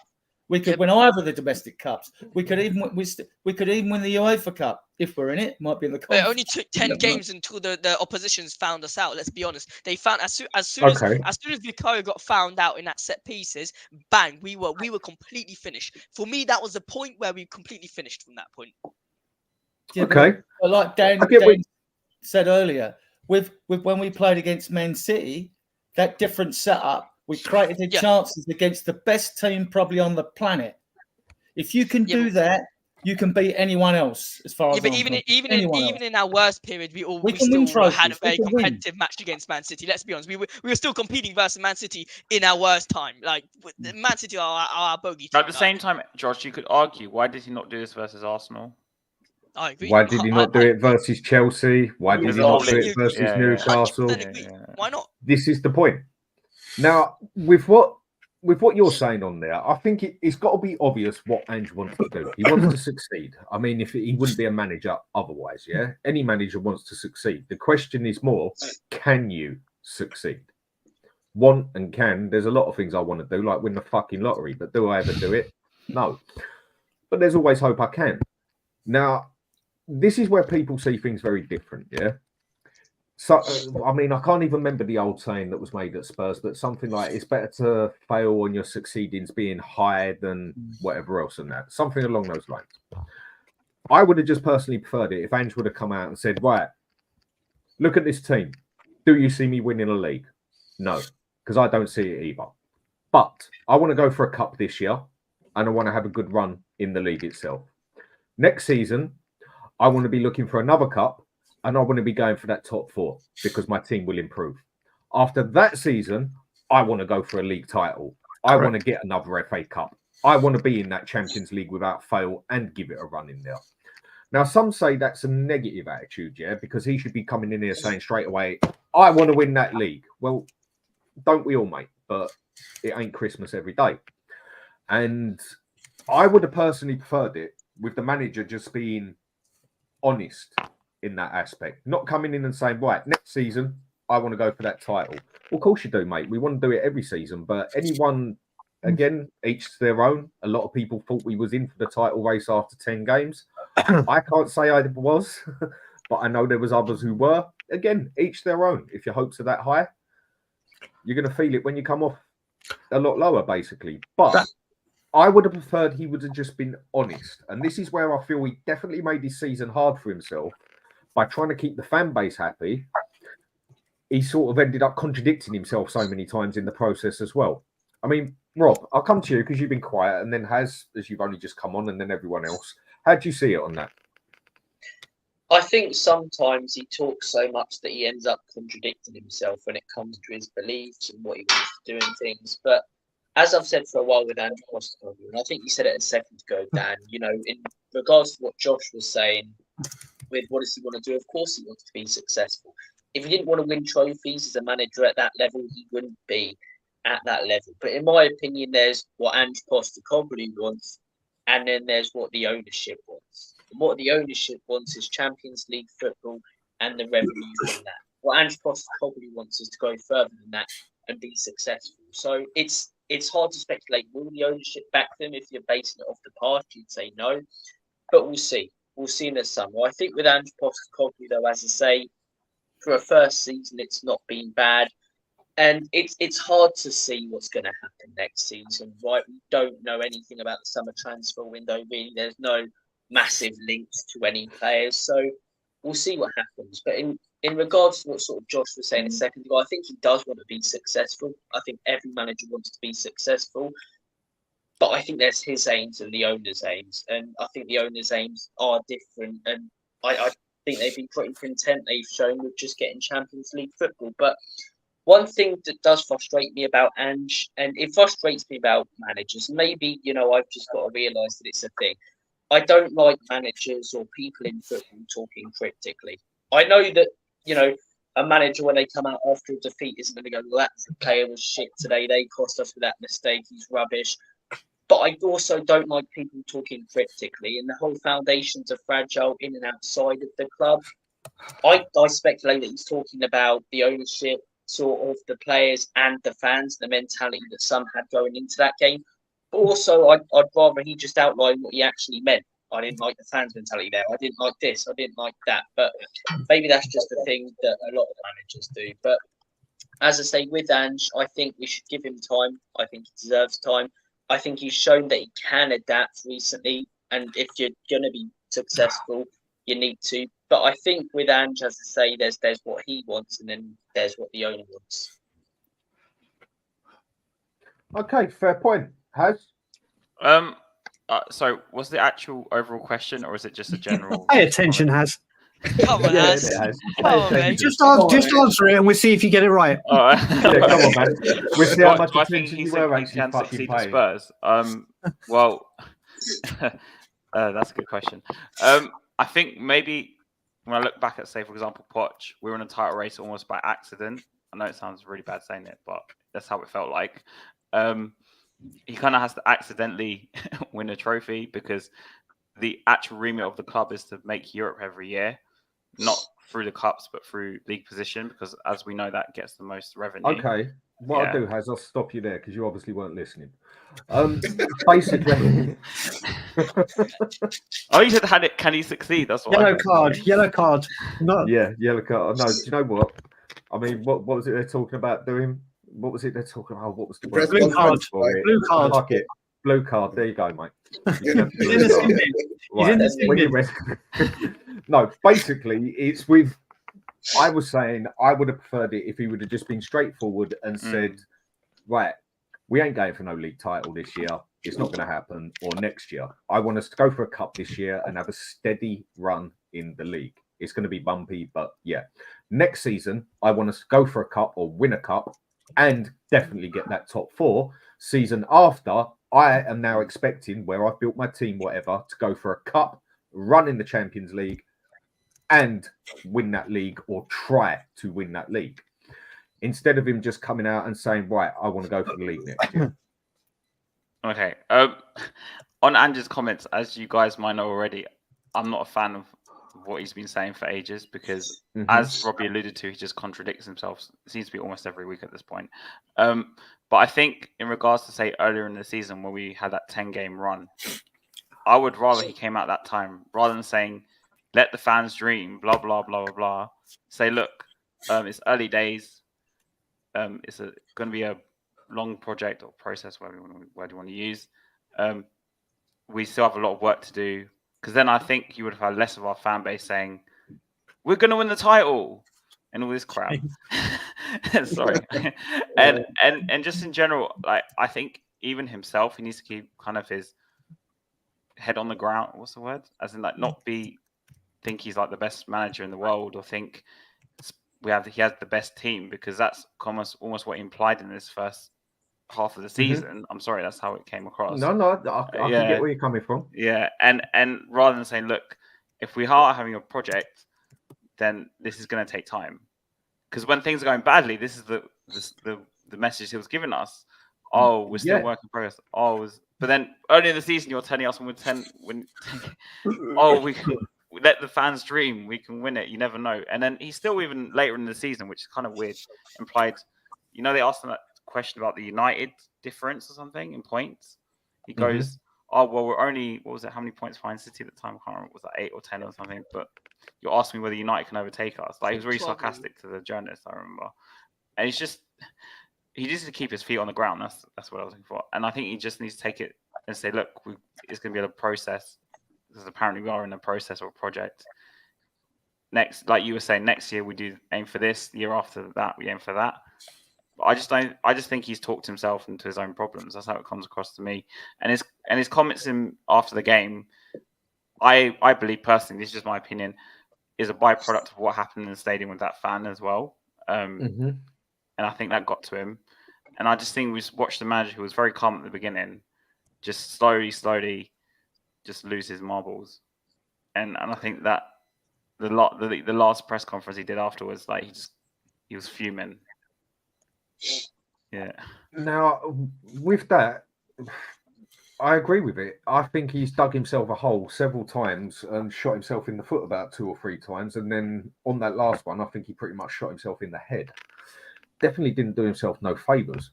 But before I get to this point, someone's asked me to ask a question, and I think it is actually a good question. Phil Coy. Hugh, we see our attackers in dangerous positions in games, and there's no cutting edge. You replace our attackers with quality, we win more games. We wouldn't even be talking about the Highline panel's thoughts. Right, I'll go for this one first. I disagree with that one. Now, I agree in the fact that obviously you score, we score more, we win more, whatever else. But I also agree with what was said earlier in the aspect of that no matter what defense we seem to have, we are going to concede goals here, come love nor money. And in the Premiership, to win the Premiership and that, you can't just play with this old Kevin Keegan style where if you score 3, we score 4, unless you've got the quality to do it. And we definitely haven't. But attacking and goals might win you games. Yes, I agree, you need them. But defence wins you the league. A goalkeeper wins you a cup.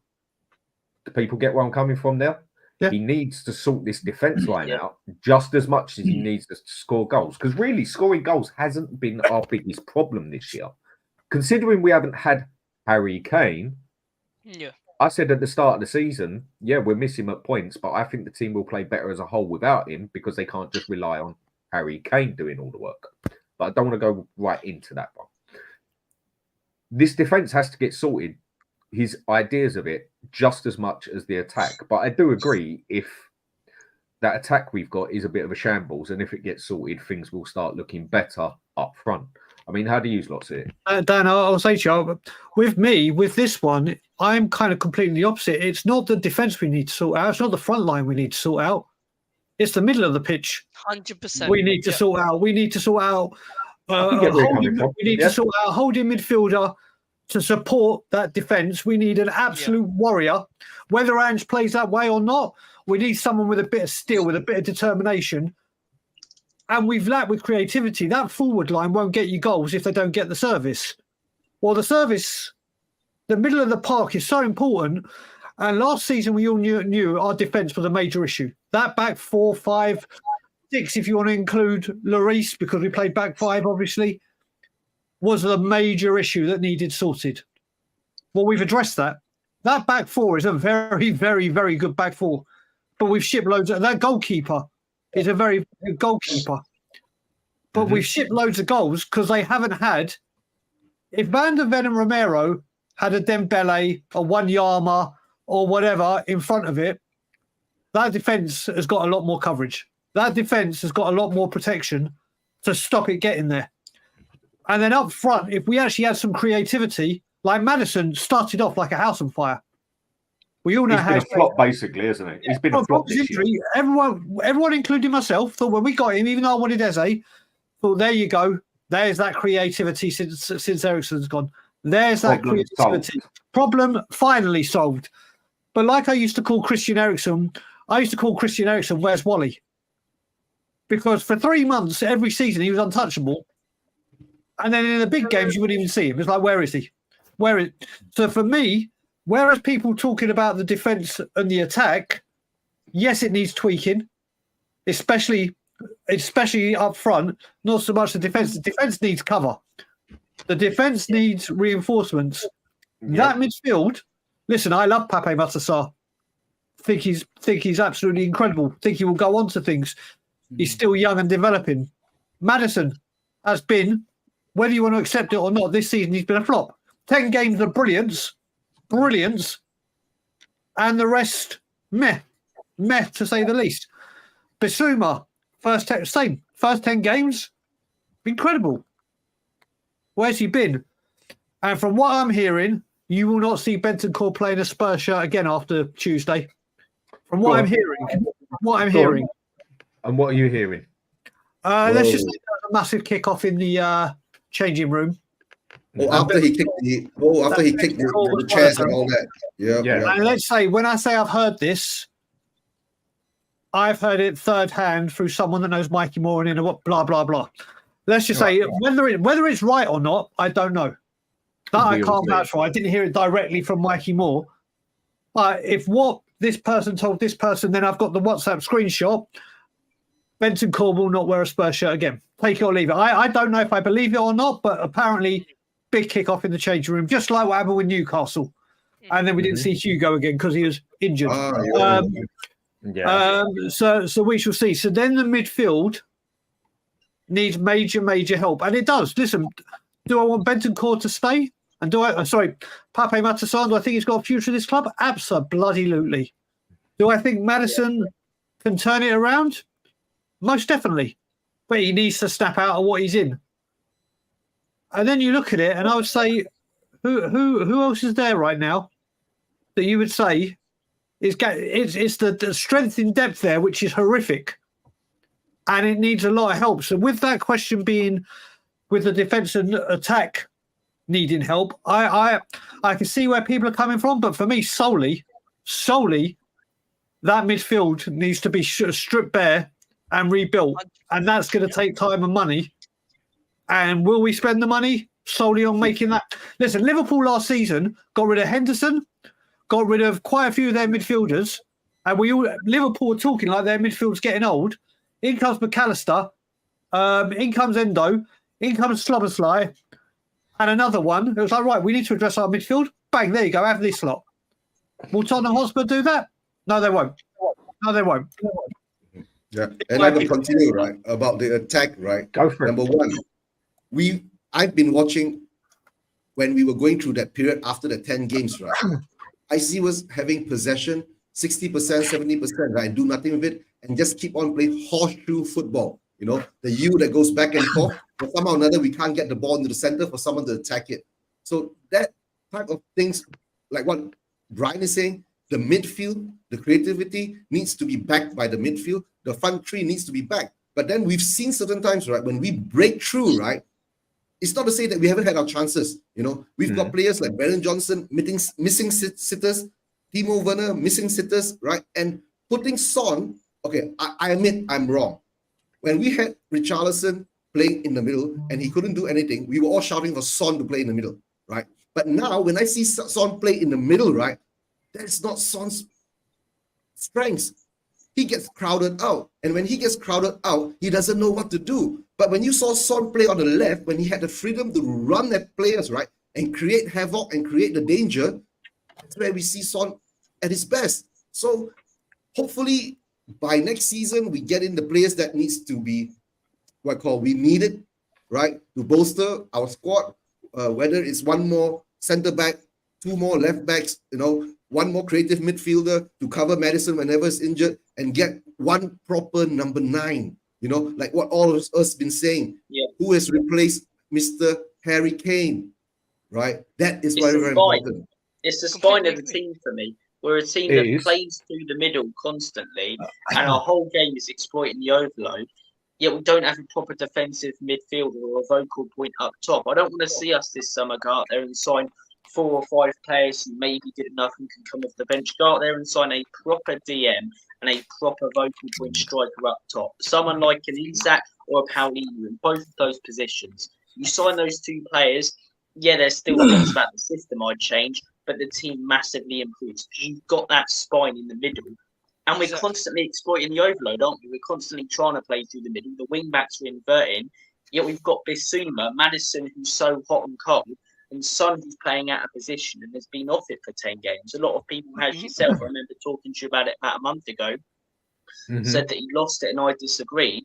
Right now, I'm thinking similar to you. So I think that striker, out-and-out striker, who will finish the chances that are being put in the box, and that DM, that's what I think we need.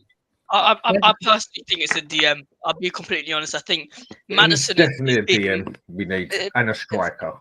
Maddison's being very much taking the blame for Bissouma's performance, I feel like, because Maddison, I completely agree with you all here. Maddison's not been on his A game at all, but he's been nowhere near it. 100%. But Maddison's best game is in the final third. That's where he can maneuver the ball left, right, straight. Yeah, doesn't help. He doesn't have a striker. Besides the point, Bissouma is like a cone. It's like a cone in a. It's like a cone in the game. You don't want him on the ball. He doesn't do any defensive. He doesn't do anything defensive. For me personally, Bissouma, if the ball goes upfield, Maddison needs to be the one dictating play, and Bissouma needs to essentially go back into almost like a 3 at the back, like a centre back. But he doesn't do it. Now, we all talked about this, or I personally talked about it on my channel. I said at the beginning of the season, I want Bissouma to be passing the ball to Maddison in like a line, and then Maddison to any of those 3 strikers. I don't care. But Bissouma, in the first 10 games, he was doing it phenomenally, getting the ball, wiggling out. Let me stop you right there, Josh. Okay. But that's because he was playing. That's because he was playing Bissouma the right way as a box to box, not using him as a central to come back as a DM. He's not a DM. Okay, then that's where you go blame the manager on. But why is he playing? That's what I'm saying. Then why Bits? Then even if we were playing I Højbjerg, could explain it all in a second when you're done. Even if we were playing Højbjerg, or if we were playing Bissouma, anyhow, there's no CDM in this team. How can you play Ange football without the main focus point? There is. There's 2 of them. There's 2 of them. Yes, there is. Højbjerg is an out-and-out anchor man through and through. I'd rather put anyone else in that DM than Højbjerg. But we're not asking who you'd rather. We're asking facts now. Who is a DM? And you said there's no DMs there. I'm giving you a fact that there's 2. I'm saying one is now, Romero as we the DM. can't play him there. He doesn't play Romero. But it's still his position. Yeah. Okay, but we can't play him. Is Bentancur. Bentancur is a DM, deep line playmaker. He done it for 3 years at Juventus. He is. It's a fact. He is. I personally don't think so. I think he's best in that midfield role in an 8 next to Pepe or next to Maddison, be able to dictate. Maybe that's where he's better. But mate, I'm telling you, for 4 years straight, 3 years straight, he done it, and that was his position at Juventus, and was bloody good. Okay, well, time moves on. I believe his best position is an 8. But he's still known as a defensive midfielder. I think the most. I respectfully disagree then. Okay, I can show you the facts that he played there for 3 years. It could be fact that he is known as a DM, but I personally think his best position is as a central midfielder. Fine. But you said we have no DMs. I've just named you 2 we do. Didn't that say that to be good? Have no DMs. I said we have no DMs that we can play right now. Højbjerg, we can't play Højbjerg right now. We do, but they're just not good at it. Yeah. So I would rather. So we have got him. As a DM. I'd rather play Pepe as a DM, not Højbjerg. There's no chance in the world where you can play Højbjerg. And I would rather Bissouma don't get put as a DM. Exactly. But he still kept doing it for how long? Football now? How can we play Ange football? It's impossible. This is where he has to adapt. This is where we wanted our man to adapt. But anyway, go to what you were saying, mate. No, I'm saying, but wait. The question you asked at the beginning was what was the problem? The defense, attack, or midfielder. Personally, for me, it's the DM role, like we just explained. Okay, can I go on now? So I tell you what worries me the most about this whole DM thing. Okay, and I hate to bring this up, but we've not actually been linked with a proper number 6 yet. Okay, the strongest link to a midfielder we've had is Conor Gallagher.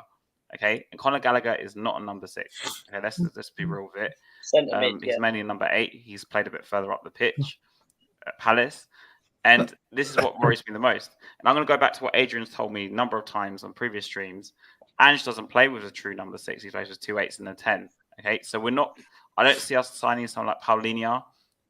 So, which is what we as fans probably want. That is what we watching need. This defense, yeah, and it's basically a mess, yeah. So we kind of want, like Brian alluded to, Wanyama and Dembele sitting there, especially Wanyama sitting there, clean up the crap and literally dealing and helping the defense out, which is kind of where Højbjerg sort of played in midweek, right? It's kind of his position he sort of played. So, but he doesn't use Højbjerg. He's only used Skip as a left back lately. I've never seen him really start him as a DM. And stuck him there instead of Dragusin. He played in the first game. Skip, actually, if you guys don't remember, against Brentford, Sarr was playing, which is obviously I'm not saying it was a wrong thing to do because Sarr has had a decent season, yeah. But it's clear he doesn't want like a true 6. So this 6 we're clamoring for, I don't think is going to happen. I hope I'm wrong. No. I hope, in the next month or so. It seems like. Go on, Harry, doesn't he play with 2 8s, right? That's what I'm trying to say. 2 8s and a 10. He doesn't actually play with a number 6. So right, I think you got a point there. Just to make a point to Gary Beckson here. Højbjerg doesn't play as an out CDM for Denmark. Bentancur does pivot with Eugate and Uruguay. Okay, what I'll say to you there is no shit, Sherlock. Totally understand that one as well, mate. Same as Kulusevski, which I did tell everyone excess of 9 months ago, doesn't actually really play as a right winger. He plays as attacking midfield central or a false 9 for either Juventus, what he did after they took him out the right wing job, and for his country. Yeah, Højbjerg does the same for his country. He goes into attacking midfield sometimes. Crazy, but he does. And Bentancur, the same. But I can prove it here now, fact, that for 3 years straight, Bentancur basically played deep line, playmaker, defensive midfielder for Juventus. And Højbjerg at Southampton and at Spurs has been known that his favourite position is basically being a DM and an anchor man. So, okay, you can say you've got fair points that he does other things as well, but you can't really call us wrong either because I've just put the facts on the table for you. But either way, mate. Do you know what? I just want to quickly add to the 2 8s and the 10. Let's be very quick. We go on, obviously, a lot of us want a number 6. I think that's what we need, and I think a lot of Spurs fans can say we need that. But as people have said, there is a lot of people, and by the looks of in his past, he does play with 2 8s and a 10.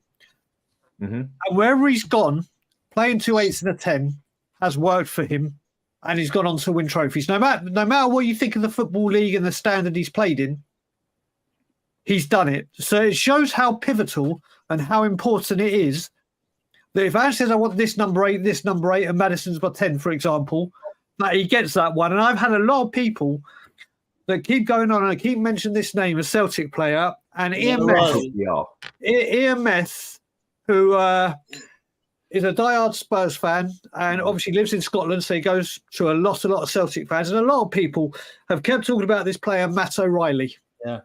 And have spoken about him in the highest regard, saying, you get this guy in, he will play Ange's system to a T.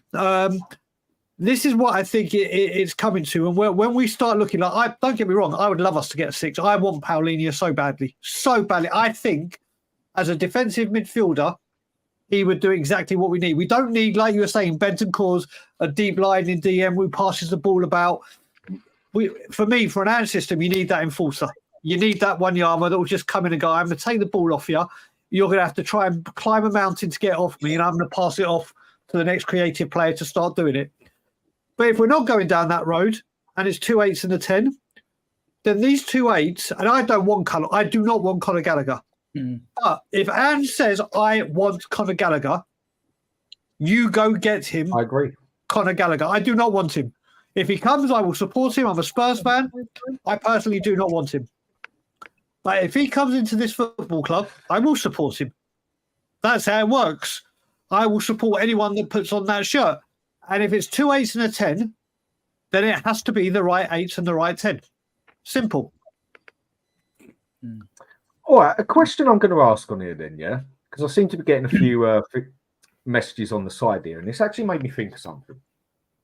Wow. Main thing that a lot of people keep stating is we need a DM, yeah? What do you actually call a DM? What do you actually call as a defensive midfielder? Because for me, like, you've got people saying on here that there's no chance Bentancur's a DM because he does this and this. There's no way that Højbjerg's a DM because he can't do this and this or whatever and that, yeah?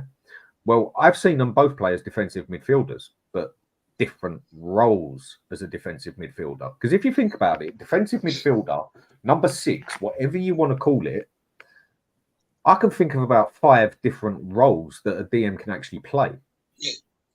What DM do we actually need? Do we need a defensive midfielder ball winner who then goes into a box-to-box position? Or do we need an out-and-out anchor man who just stands there like a solid rock and gets that ball and boots it? Do we need one like, say, Bentancur and like, say, Michael Carrick used to be like, as snatch that ball and do a brilliant little pass as a deep line playmaker DM? And there's others you can go with. What sort of DM do we need there then, Brian? And then just run it through you.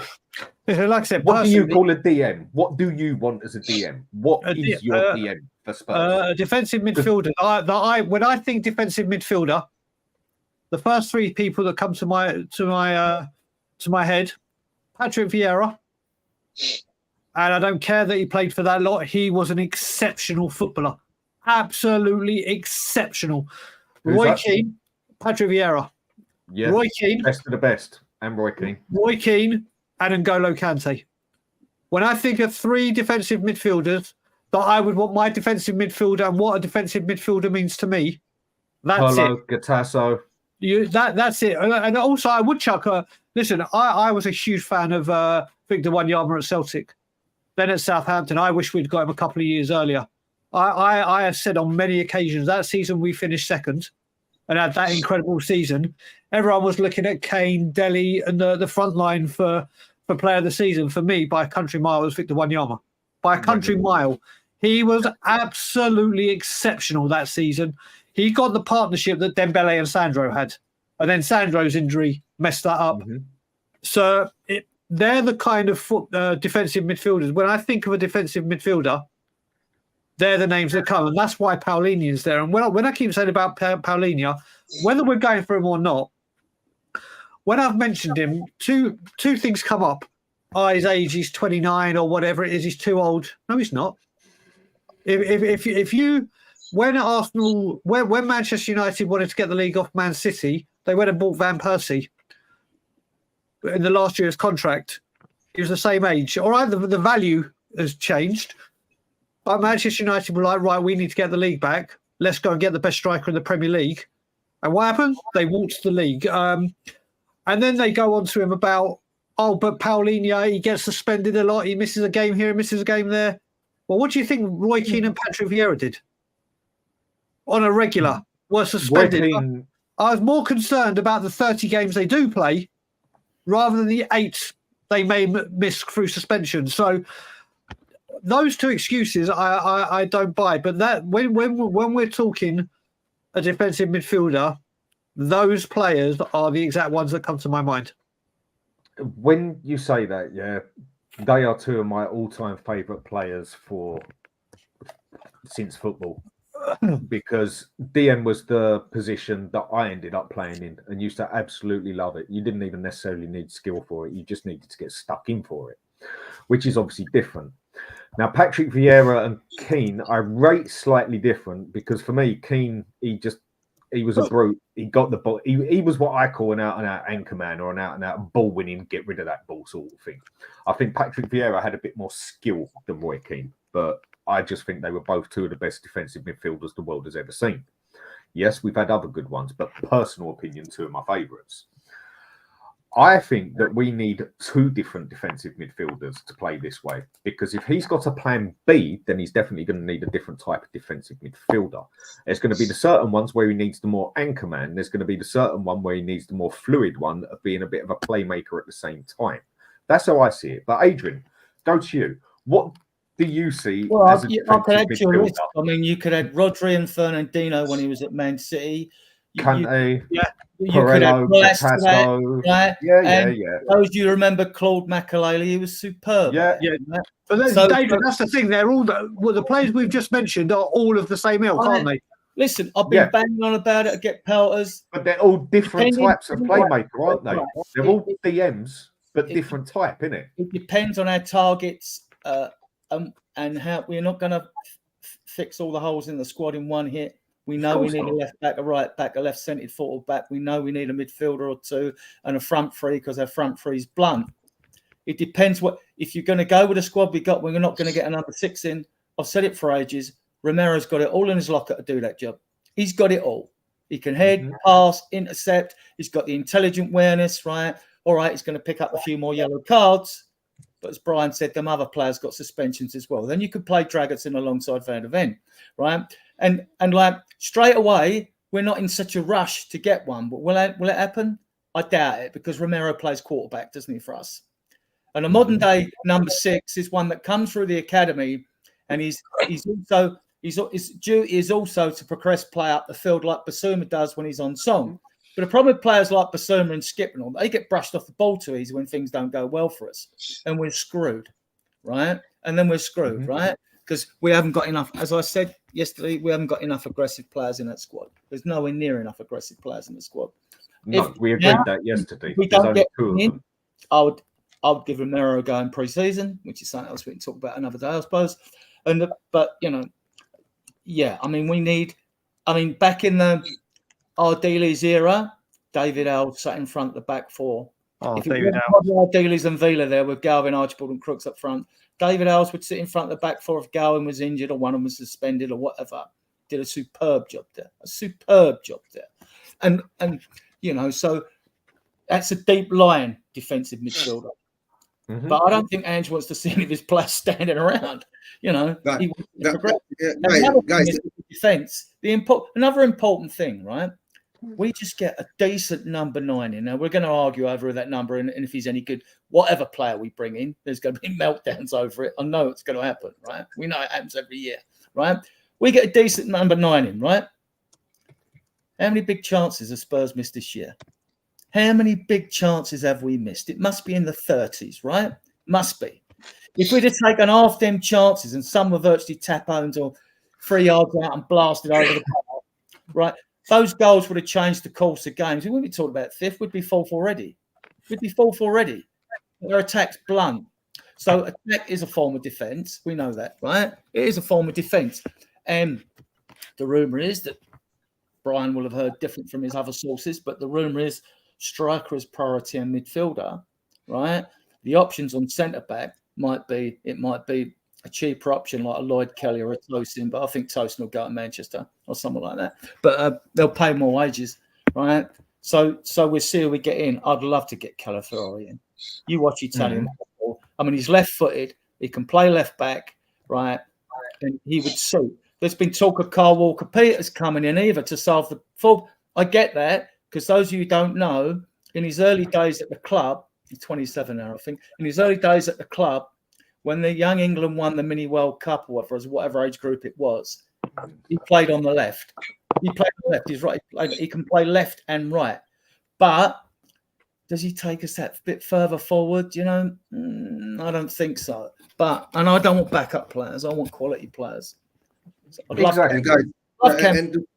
And the truth, right, guys? You were talking about you want a DM, right? The DMs that I used to watch are the DMs who, like you talk, Roy Keane, those who can break an offensive move, right? Crash into someone, pick up the ball, shield it, and do a proper pass forward. That's the type of DMs, right? And you imagine all the names that you mentioned there, right? Like Makelele, Conte, right? Roy Keane, right? They are all quality DMs, right? The most important thing now is that we get somebody with quality in the positions that is needed. That's the most important thing. Not go and shoot at 9-10 players. You know, 2 is good for now, 3 is good for tomorrow, and then you know the other 4 or 5 is good for the future and all that. So the thing is that this thing that being Spurs fans, we come back to this scenario every season. We've been watching this play over and over and over again. And the thing is that if the board and the managers who are in charge, right? I'm sure the managers know what they want. But if the board can't see that, the managers what they want, then what are we going to talk about, right? We will come back to square one again sooner or later. It's just wash, rinse, repeat. That's it. Well, okay, but Eugene, what do you see as your DM? What do you want your DM to be for Spurs? Obviously, I know you've said there's old school ones, whatever, and that. But what do you want him to actually do at Spurs? This number 6 that everyone says we need. What do you want him to do? This number 6, right? If we are playing that high line, right, he must sit back, right, to cover at least. Because we watch our high line nowadays, right? We go all up and we leave one person behind or 2 people behind. That's why whenever the ball gets locked over, right, we get caught out. And then we have to see Van de Ven, right, run back like a mad person, chase after the guy, and make a tackle. And if he's lucky, he gets it right. If he's not lucky, he slips, he falls, game over. So the DM there is supposed to support that defense. Okay, so we need a player who has that mentality, not only at the back to support the defense, but also do the proper front court passing. Højbjerg, very good at doing that defensive part. But when he goes forward, he doesn't most of the time, he goes sideways. That's another frustrating part. And then he makes all that silly mistakes, right? Like passing the ball away to the opposition player and giving the ball away all the time. We can't hold the ball, right? Whenever we're in that midfield area, right? We hold the ball well when we're in the opposition side because the opposition side will let us hold the ball at the moment because we can't do nothing with it. Like what everyone say here, our front three is blunt. So we play horseshoe football. So if we have to rectify all this, like, I really, really hope, right? Ange really gets to do the clear out. He needs to clear out, and he gets the players that he needs to bring in. So that holding midfielder that we need, right? Maybe a lot of people saying here now is Paulinho is a very, very good choice, right? What other choices do we have around Europe that we can look into, that we can bring him to do what Ange needs to do? Conor Gallagher, like all you guys said, if Ange wants him, if he comes into the club, I will support him 1,000%, right? Because we can see what he's done for Chelsea. With what you've said there, the way I've taken what you said is that you're basically looking for an anchor man. Yep. Okay. Robbie, your turn. Go for it. What do you see as the Spurs DM that you want, that this club needs? That type of DM, what you want his role to be? Because there's been about 2 out of 4 different opinions on what people want the DM to do here. Yeah. Which is perfectly understandable. So what's your side of it? I'm similar to Eujin. I want that sort of anchor man in there, but I want someone really physical in our team. I didn't have the pleasure of seeing players such as Roy Keane or Patrick Vieira when they played, but I have seen DMs such as Victor Wanyama, N'Golo Kante, Rodri, Declan Rice. And I look at the title race this season. Yeah, I look at the title race this season. Arsenal, Liverpool, Manchester City. Man City and Arsenal, in my opinion, have 2 proper DMs. Liverpool don't really. Those 2 teams are contending for the league title right at the end. Liverpool dropped out of the race a few weeks ago. You look at Man City's record with and without Rodri, it's massive. I think getting that right DM would be huge for us. I think someone like Paulinho can be that deep, line playmaker, can be that anchor man. He can also hold the ball up well and do some really gritty defensive work. And yeah, he may get sent off a few times, but if anything, it brings that team a little bit of presence. Team, attacking midfielders, they don't want to come up against this guy because he's aggressive, he's going to piss you off, and he's going to come at you. Where's that sort of Romero at centre back? Yeah, but where's that real bite in a player in our team apart from Romero? And that real physicality to beat players. And I just don't see it. I don't see it. But I'm similar to Eujin. I want that real anchor man in there, but I want someone who's physical and is going to control and boss the game in midfield. Totally get you. I mean, like I've said, the way I see it is we either need 2 or we need a multicultural one, basically, who can do a bit of a few things. But right, so what do you see? What do you want this DM to do? Okay, I'll tell you what I want. What has he got to be? What has he got to do? Go for both, mate. No, stop. Go for both. This is just by observation. So for me, I ideally want someone like a Wanyama, Makaleli, Roy Keane sort of player, because I think we'll benefit from someone who breaks down the play and gives it to players who can actually do something with the ball, like Maddison. And I think, obviously, we've conceded 61 goals this season. We need someone who can also be the player to stop the second phase of play before the ball even gets to over the top to Van der Ven. So I would have him sitting on the halfway line before any attacks. That's how I would play it. But judging by what Ange's tactics I've seen, Ange's use of Bissouma especially, and even Bentancur, I think he wants someone like Kante. Because Kante was, he was like 1 in a million really, but that sort of player. And I say this because I always link back to Conor Gallagher. I think he'll try and just convert him into what we would classify as like a 6, like in the Kante mold, and try to do it like that. That's what I think he will do. And I just, because this Gallagher thing just won't go away. And we've not been linked with like a old school, I would call an old school number 6. Like, like a Makaleli or a Roy Keane or a Vieira or whoever names people dropped, which is what most of us probably want. And I'm actually going to allude to also what Adrian said. Now, I think Spurs would benefit from doing something like that, like City with John Stones, where he plays in the midfield and drops in, because at least they'll have a back 3.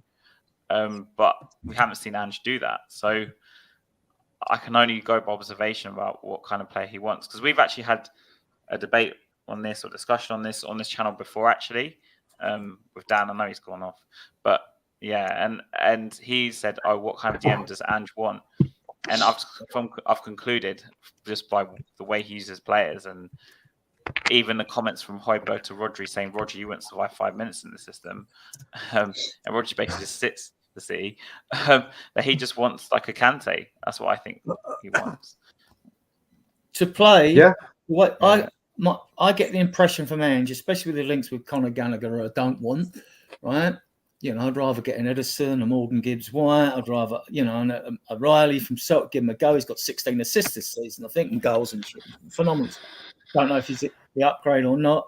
But it seems to me what Ange wants is 2 super fit box-to-box number 8s with his team. That's what I get the idea. If you're going for Gallagher, you know, the best I see him play was when he was on loan at Palace. They beat us 3-0, and in the League Cup final against Chelsea, he missed sitters, didn't he? So, yeah. So that's what he thinks. I think he wants 2 box-to-box super fit midfielders that can that he hopes will share the responsibility of a DM between them as well. You know, and our midfield's lightweight at the moment. It's lightweight. We need like proper men. But if you look at Arsenal, right, and I know Robbie alluded to it earlier, in the system, for me, Rice has played his best football playing alongside Jorginho and Partey. So you could argue they play with 2 number 6s, really. I mean, I know Rice plays a bit further forward, but and then obviously Odegaard plays like really high. Yeah. In one way, you can look at it. There's that old saying of what happens with a lot of teams, that there's too many Chiefs, not enough Indians. I see with this team, there's too many Indians and not enough Chiefs. Yeah, that you've got it spot on. But guys, look at the truth, right? Next season, right? What if Ange, right, does a 360 and he changes the whole system he plays? He plays a back three, he plays with wingers, right? He goes back into counter-attacking football. Imagine the meltdown the fans will go, right? He's going to play pragmatic football. That will be the biggest. But the thing is, Eugene, I'd rather I'm not saying his philosophy is totally wrong, by the way, but I think his philosophy does work against like the bottom 10 certain teams. The weaker teams. But if you're playing like Newcastle away, you know, Liverpool Chelsea away, Chelsea away, Arsenal at home, City away. You need to play like we did against bloody City. It's what you said earlier in the team, against the bottom half of the table, you know, play that style of football. But what other managers at the top of the table, Guardiola, Arteta, even now, as much as I don't like it, what learn to do is adapt to play against certain opposition. Arteta did it when he came to the lane. He knew that we were going to set up the way that he did, so he adapted his system. But then if he's playing Burnley with a team like that, he'll go gung-ho. But I think in terms of completely changing his system, there's more chance of me going on a date with Margot Robbie, in all honesty. It's not going to happen. I don't think no one's asking him to do it. It's just that adapt thing, and he has shown he can do it. And just one point I just want to make to anybody and everybody who's watched football long enough, what they call Conte fossil football, whatever, dinosaur football, with the players he fucking had, it looked terrible. But if you've got the right players to do that, that football can look brilliant. Sit back, bang, fast, straight, counter-attack when the team knows what it's doing. But again, that's where a lot of people only watch one league. They only watch the Premier League.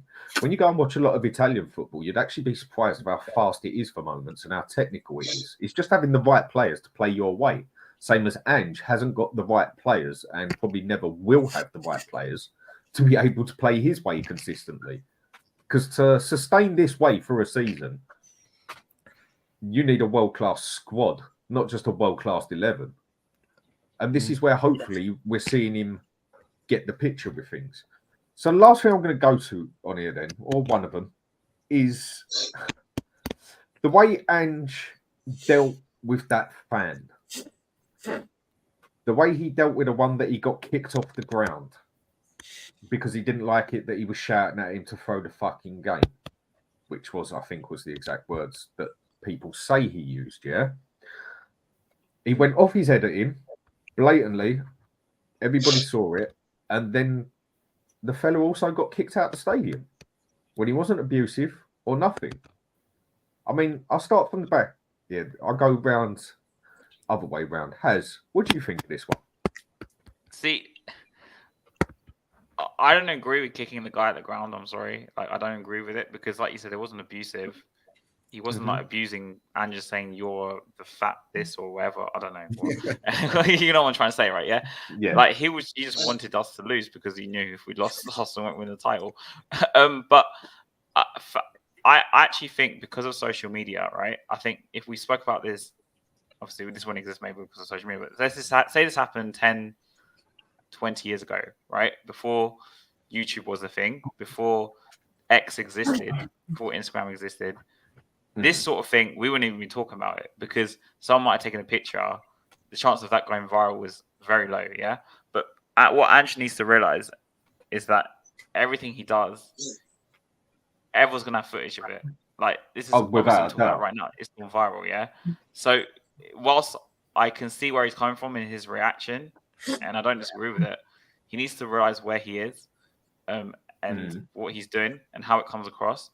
And I think he should have just not done anything. I know some people might disagree, that's fine, but he should not have done anything because he's just, unfortunately, by doing that, even though it's just attacking one fan, you're basically attacking the fan base. It's done himself no favours, is it? Yeah. And like I said, because of social media, we just see this clip of this guy going at a fan. I mean, it only looks one way to me. So, okay, he's not done himself any favors doing that. And if I was him, I would have just not done anything. Okay, Robbie, what do you think?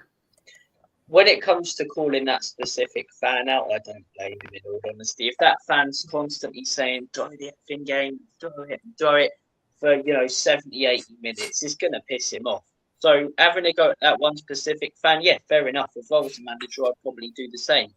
But what frustrated me was when, after the game, he cryptically called out the fans for the way they felt around the Manchester City game. And in my opinion, that frustrated me. And I know I've talked about this a fair bit over the last few days, so I won't go too into it. But, those fans were there at Liverpool away when we were 4-0 down, chanting his name, and have been over the last few months when he's been getting things wrong that we can spot as fans, right? But they've still been there backing him, chanting his name all season long at this stage. We're in a position where we can't win a trophy, we can't really achieve anything, and our rivals are on the verge of winning a title that will never hear the end of 20 years. So I don't blame him for having the mentality that he does, and he could have come out in his post-match conference and said, yeah, there's a lot that needs to be worked on at this football club. And, not even I understand how the fans are feeling, but the fans are entitled to their own opinions. He said that all season. Fans can dream earlier in the season and stuff. So to then sort of, again, he said it so cryptically. I think he is calling out inside the club, but I also think he's calling out outside the club in a way. And personally, I don't like that when those same fans over the last few months, when he's been getting things wrong, as well as the players and the bigger picture, which in my opinion is Enoch and Levy, they've been there singing his name, supporting him. But on occasion where we can give the league title to Arsenal, he wants the whole team or the whole crowd to be completely behind the team. And in all honesty, 50 to 60% of it, from what I saw on telly, I didn't go to the game, so I can't judge properly. They were, in all honesty. So I don't really get that. Having a go at that fan, though, I think that's fair enough, in all honesty. Robbie, it's not. I agree with you in the sense that he can have a go at him because of what was going on. But I'm saying, in the context, he needs to realize where he is and what happens. Like, obviously, people taking footage, and it doesn't look good on him. I'm saying to the fan base. I'm not saying he's wrong to do it. I'm just saying, if I was him, I wouldn't have done anything because now he looks even worse. I know it sounds weird because I agree with him in doing it. Like, I can see why he done it. But he needs to realize where he is. What's going to happen when he does it? And when it comes to the fans, now this is why we're talking about it, because if he didn't do anything and we lost the game, but when it comes to the fans in the ground, I get it. But you think that one fan's behind him for however long, 80 minutes probably, when he called them out, saying throw the game, throw the game, throw the game, throw the game, to go over, he didn't say anything abusive to that fan. From I know he didn't, but if you see the footage of the way it looks. It's going to piss okay. off. Right, look, okay, you both made your fair point. Just want to say a quick hello to Alan, Alex, how you two doing? Alex, yeah, how you doing? very good. Box office. What a brilliant last-minute substitution. The main event. No, just jumping on. Literally, I'm going out in like 10 or 15, but the next I jump on is fine. So yeah, thanks for having me. It's good. Right. So basically, what we're saying on this one is how Ange dealt with that situation with that one single fan that he got kicked out of the stadium. Now, I know I meant to go to you next here, Eugene, but seeing as you've said you've only got 5 minutes, Alan, Give us your opinion on that one quick then. Well, That one particular fan that he focused on, who was telling him to fold the game and everything and that, I get that pissed him off, but he blatantly turned on him and got him kicked out of the stadium. Look, Ange is coming from a view at the moment of, I want to build a mentality with Spurs and that, and I'm all for it. But he has contradicted himself in how he was earlier on the season. The mentality he has for this club now wasn't what he had earlier on the season. You don't make 9 changes in the League Cup third round and get or second round. It wasn't and get smashed out of that. You also then don't say, when everyone gets carried away after the first 10 games, say, let your imagination run away with you, or let don't let no one else tell you what you want to do, this and the other. So basically saying, support the club how you want. So when it comes to a moment, which we spoke about yesterday on my channel, when Spurs fans are sitting there going, I don't want us to lose to Arsenal, no, we should be trying to think to win because it doesn't matter if it's Arsenal. We're all actively sitting there going, fantastic. They went out of Champions League, rubbing in Arsenal fans' faces and all other cup competitions when they go out. But then when it comes to us directly helping them to win the league, fans are okay with that? I don't get the disappear. I don't get the rules. Yeah, I don't like the way people aren't consistent with their views. Be consistent. If you're against like everything earlier on, you should be against it now and vice versa. Rather than go, it's funny when it happens to Arsenal, but when it's with us, we shouldn't do that. I'm like, no, be consistent with your point of view. Turning on the fan and getting him kicked out, it's one of them things where obviously you've seen in the press conferences and his answers, he's been rolled up for a good couple of days, and it's because of what's happening. But what he also has to understand, if he had made changes and adapted and changed before this game, we could have picked up points. We may have beaten Arsenal. Could have got something out of that, which then didn't matter about this game. But you leave it too late for the wrong game for mainly Spurs fans. Could have done this 2 months ago, 3 months ago, even before this run of games, and you didn't do it. Again, I will always say, I'm not Ange out. I reckon, given the tools to the job, I think he'll do well. I think you buy better quality players. Not only do you hold the ball better than what we are doing now, but you also create more chances, which we're struggling with. So in the future, I think, given the tools, he'll do that. But no manager, no player, no nothing like that is above criticism. He's made mistakes. Fans have made mistakes. If you see it that way, obviously with the owners have made mistakes, players have made mistakes. Everyone does it. So just to sit here and say you can't when he's contradicted himself from earlier on the season, I'm sorry, people sit here and say you can't go against manager. I'll go against who I want if I think they're being disingenuous, and I think he has been. Okay, fair enough. Right, Eugene, go on, mate. I mean, Alex will come to you, but Alan did say you only had 5 minutes. Eugene, your opinion on this. Guys, right? I think the pressure mounted on him, right? That's why he came out. Right before the game, he found out the culture of the Spurs fans, majority of 50-50, right?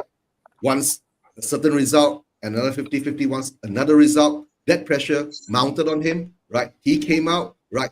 He started it first.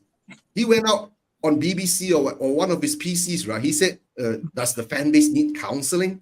Right now, I said, hell, the fan base needs counseling. We've been under Levy for 24 years. With one trophy. We need a fucking social worker, not just counselling, mate. I think we all need our own fucking social worker being with fucking Spurs supporters. So that was the problem with Ange. And when all that pressure was on him, and when we went down 1-0, and with that fan barking at him, maybe he said it in a nice way, or maybe he said it, throw the effing game news, see you next Tuesday. And he kept on saying that for 70 minutes or so, and you're losing. And he flipped.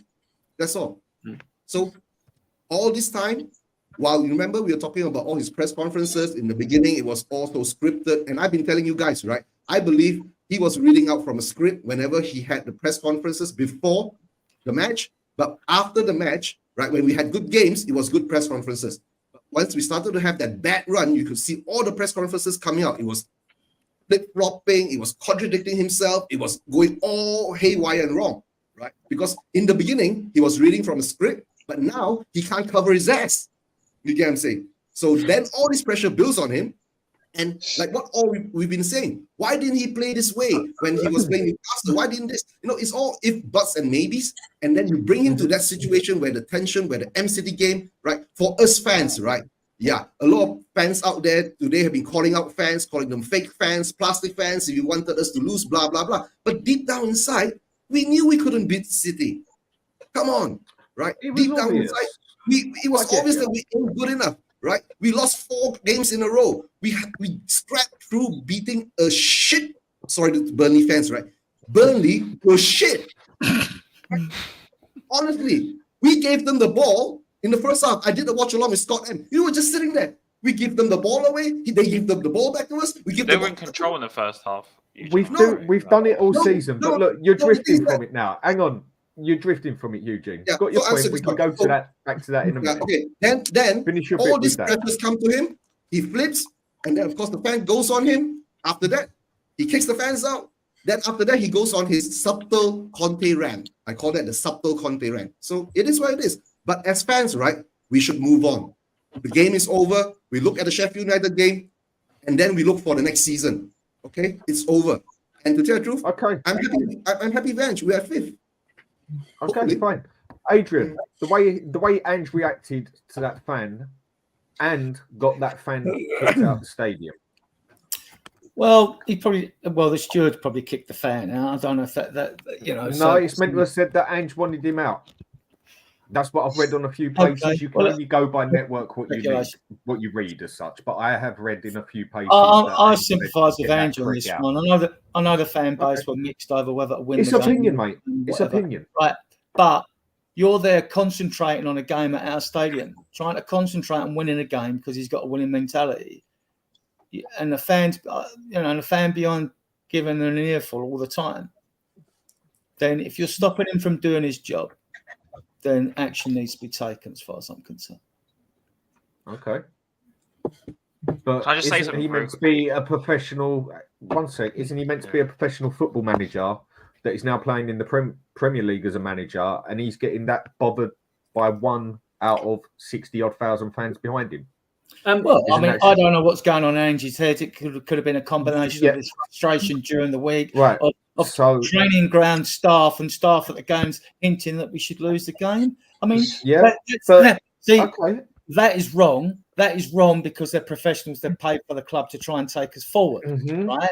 It's different for the fans, their opinions. That's different. So if he's actually bothered by that one fan behind him, what he's saying, I can only speculate and surmise. I can't read Ange's mind. No, can I quickly say something? Look, I get he's won everywhere he goes, winning mentality and all that, but it seems at moments he picks and chooses when he wants that winning mentality to come across. Like I said, the League Cup, there was no winning mentality. He then goes on to say that we don't just want to win a League Cup. Fair enough, you want to win more than that. But then when we're in a position like you want to win more than that, then we don't change tactics. And then we only change tactics in the game that matters to stuff like that. Alan, I think he always wants to win, but he's made mistakes. Adrian, let me finish, please. It seems like he picks and chooses when he wants that winning mentality to come across to fans. It feels like he doesn't always say. If he was to come across and say, like in the league, I don't care, it's the League Cup in the second round. My first team's going out against Fulham, and if they get knocked out, they get knocked out. Fair enough.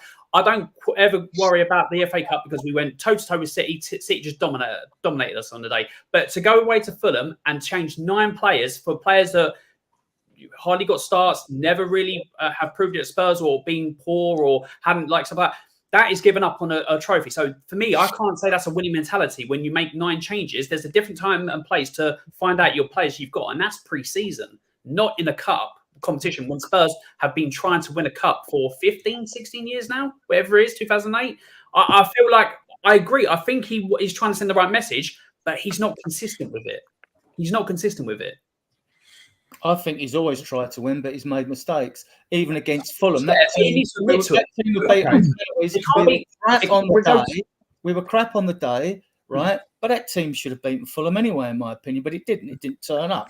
So he takes the pelters. He's in charge. It's his responsibility. That's a whole different thing we can go to in a minute. Adrian, hang on a sec, because Brian's been sitting here quite patiently wanting to say what he said. The only point I'll make to what you said quickly is if that fan behind is chewing on his head that much that it's actually voiding him for what he's doing on the game, then I want Ange out. I don't want him as a manager because he's not mentally strong enough to handle it. If you can't handle it on that pitch, I don't care if there's 65 or 65 million people on there, yeah? If you can't handle it and do your job properly because one prick behind you is pissing you off, I don't want him as a manager. Then he's not good enough. End of. But we call that opinion. Brian?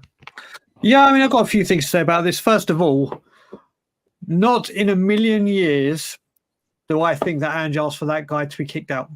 Not in a million years. Not in a million years. That's security. Put it this way. If that was the case, then Daniel Levy would ask for every Levy out person that says Levy out to be chucked out. Doesn't say, right, everyone you see, chuck them out because they can't say. There's no way. Whether security said, right, that's enough, you've got to Ange, you're out. Fine, that's okay. Then you got to look at it. Everyone has a breaking point. Everyone. Yeah. I have been known to snap big time at people, whether it be on social media, whether it be on here. I used to, because it used to get to me. It really used to get to me. And I used to switch bang on people. I started screaming and shouting. People got personal with me. People get very personal with me. And I realised, look, I put myself here in the shop window, so to speak. People are going to have their thoughts on me, like on videos that I mentioned in the beginning. Everyone has a breaking point, especially when you hear Ange come out after and say the last 48 hours have been eye-opening to me. So I understand why Ange snapped. I really, really do. But the thing is, what you got to remember, like what you said, Dan, Spurs fans pay a lot of money to go into the ground. A lot of money. And we're not going to get into the season ticket price. They pay a lot of money. Every fan does. Exactly. Across the board. You're not just us, but obviously we're talking Tottenham. Now, what I feel as a fan is you pay your money, you have the right to vent your frustrations out, as long as it's not being racist or discriminative or whatever the word is. As long as you're not doing that, if you're upset with the style of play or whatever, or the situation we're in, I'll go back to my point again. The thing that this is where we've got to as a football club, like I said, since Pochettino, where our biggest things that we want are to screw Arsenal up. And that's what that fan was voicing, his frustrations that once again, we're in a position where our season hinges now on our biggest rivals not winning the league. So do I see, to wrap it up, do I see Ange saying, I want that guy out of the stadium? Not a fucking talk. Remember, this is a guy that sat in the dugout against Rangers and Celtic. And don't care where he comes from or if the Scottish League is nowhere near the English League. That guy has come from one of the biggest rivalries in world football. Regardless of the league, I'm sure he's heard stuff at that game which made what this guy was saying small fry. Which literally, Andrew's got broader shoulders to say, oh, that guy's being nasty to me, get me out. He can't do that because there's fans all around the stadium that might be having the same opinion. He's not asking for them to go out. Do I understand? And does a fan have the right to say what he was saying? As long as he weren't being discriminative or whatever, I can't say that, whatever the word is. Yeah. They got the right to say what they want. They got the right to say what they want. And just snapped because we heard afterwards the 48 hours that have been leading up to it, something has been niggling at him. So Ange is right for going nuts at that fan. I don't think for a second he kicked him out, but did the fan have the right to say what he wanted? Yes, he did. Yes, he did. He paid. Believe me, that West Stand, those season tickets are, like we said, across the stadium, they're not cheap. People spend, as we know, so much money for this football club to go watch it with nothing in return, based in trophies or challenging or whatever. So they're going to say things. They're going to say things because once again, we're at a part where our bloody hopes and dreams of this season right now is to stop that lot winning the league. Not, oh, Spurs are going to get the league. Not Spurs are going to an FA Cup final. It's all, and exactly what Gary's just said. Australians are very, very thick-skinned, and they listen. The England-Australia rivalry is massive in all sports. You don't think he's heard this all before? And coming from Rangers Celtic, you remember when Gazza played the Sash and he got death threats, genuine death threats, and the police even checked it out. If you go watch documentary, said, yeah, this guy ain't fucking about, he is XIR, and shit will happen to you if you do it again. That's what you get at Rangers Celtic. You get death threats from serious people. You think he's going to snap and say, I don't like what he's saying, please eject? Bollocks. Then why did he even turn around and react to the person? Because, like I said, everyone has a breaking point. Yeah, but Brian, he needs to know where he is. Yeah, but no, mate, listen. Do you not think if I was sitting behind Daniel Levy and I kept going fucking non-stop but it's on that different man? for you. No. But the thing is, he's there. He is trying to do a job. He is trying to do a job. And when you've got someone that... Listen, mate, like I said, if I was that close and someone was doing it to me, I'd turn around and say, you want to shut your fucking mouth, mate? Say it in the pub. Say it behind. But like I said, he's got the right to say what he wants. Should Ange snap? That's a different debate. Do I understand why he did? Yes, I do. Can I just... I'll go to that in a second. Go on, Alan, then I'll go to Alex. No, it's fine. Look, let's not act like it hasn't happened before with players as well losing their cool. Cantona with the Crystal Palace fan, Eric Dyer climbing up the stage. It does happen. I agree with what Brian is saying. Obviously, although I don't agree with how he's acted in certain aspects, Ange, he was already rolled up before the game. Everything was being said and then obviously in the game and then after the game. So I can understand that. But obviously, like I said before, he's because he's been inconsistent with it. This is why fans are holding into account or saying things or anything like that. And that's why he's obviously getting rolled up. So he's got to take accountability for his own statements over the season and what he said. But people do have a breaking point. And we have seen it before with managers, with players and all that have snapped with fans. It happens in football. It happens in most sports, to be fair. It's not... Name me a that's never happened. It always it does. It does. In any sport. Thing is, Okay, though, we're going to be here after Ange leaves. He's not going to be here. Well, that's the point I'll get to in a minute. Alex, good to see you on there, mate. So you've had to wait a little while, but how you doing? And on the other side, what is your whole point on Ange switching on the one particular fan at that time and getting him, or Stewart's got him kicked out? Either way it is, because there's obviously 5 sides to this story, most probably. But your side of this. I just think it's a big deal out of nothing, to be honest with you. I think that I think the fact that the guy got knocked out,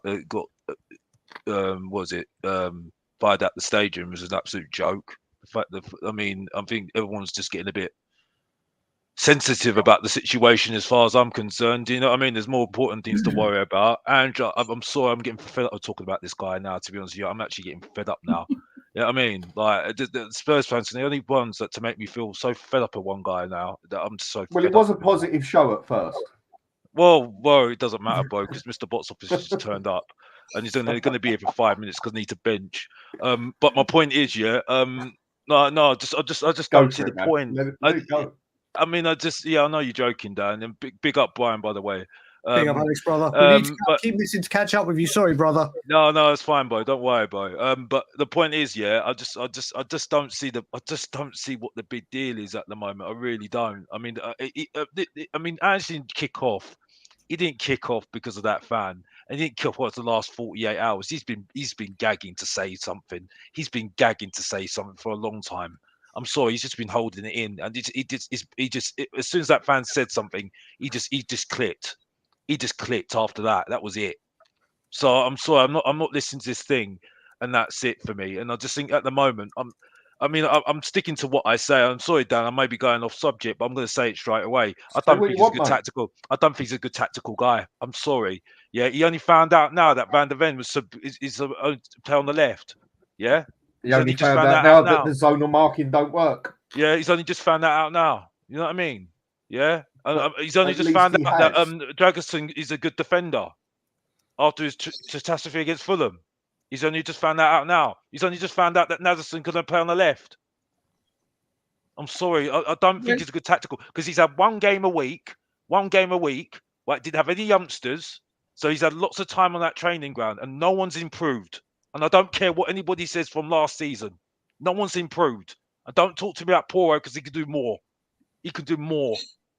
All day long, every single day. Sorry, I've seen better. I've seen better from him I've seen better midfields all day long, every single day. It's just because people are twerking for him because he didn't get a game last season. I'm sorry. Yeah, and don't even get me started about our strike force, which is the main point of where we need to sign players at the moment, as far as I'm concerned. At the minute. Yeah, because I'm sorry, and even Son at the moment, yeah. And then I'm getting people, and I'm not going to have a go at certain people because I know what they're like. I know they're old school. I get it. I'm not even going to have a go at Adrian because he's old school. Yeah, I'm not having a go at Kuva. I'm not having a go at those old school people. Yeah, but Say people it how having you to see go. it, mate. Yeah, I'm not, because those people. That's it. Bring ageism into it. No. I didn't say about ageism. I didn't say ageism. I didn't say anything about ageism. I've just said I'm just saying that I know what you're old school. You're old school. You're old school. Yeah, right. I appreciate it as well. But the point is, yeah, it's just unfortunately, right. I couldn't take it anymore because I know this club. If Arsenal won the league because of us, we wouldn't even go close to the league next season. That would be my expectation next season if we gave the league to Arsenal. I'm sorry, yeah. So I'm sorry because I'm fed up of getting bantered. I'm sorry I'm getting bantered, bruv. I'm sorry. Yeah, and that was out of order. The guy's paid a lot of money. He didn't swear at anybody. He didn't guy at anybody. If you're gonna take that guy out, I want to hear someone taking somebody else out because I've seen some horrible stuff at the Tottenhamhotspurstadium. Some disgusting stuff in front of children. Yeah, and you're gonna take them out. Yes, you're gonna take those people out. Just curious about one thing. When was the fan thrown out of the stadium? Was it deep in the second half? When was it? Near the end? Does anyone know? It was in the second half. The second if half. I remember right. It was After the goal went in, I think. Tell you exactly when. Well, they scored in the 51st minute, so Ange being a winner, that would have exacerbated. But you know, Adrian, the fan actually has a point because I made the same point on Tottenham away earlier this week after the game. In the first half, for some reason, Ange was more animated than I've ever seen him, like ever at the start of a game. So I'm sorry, the fan was speaking facts, yeah. So to be ejected out of the stadium for that comment, I think it's a bit. I agree with You should be ejecting loads of people at the stadium then. Eject other people at the stadium. I didn't even see the incident. I'm the East stand. I'm watching the game, so I wasn't. And don't talk to me about being loud then. Don't tell me to shout then. Don't tell me to shout then. Don't tell me to cheer. Don't tell me to do anything because then I'll get judged saying I'm doing this, I'm doing that.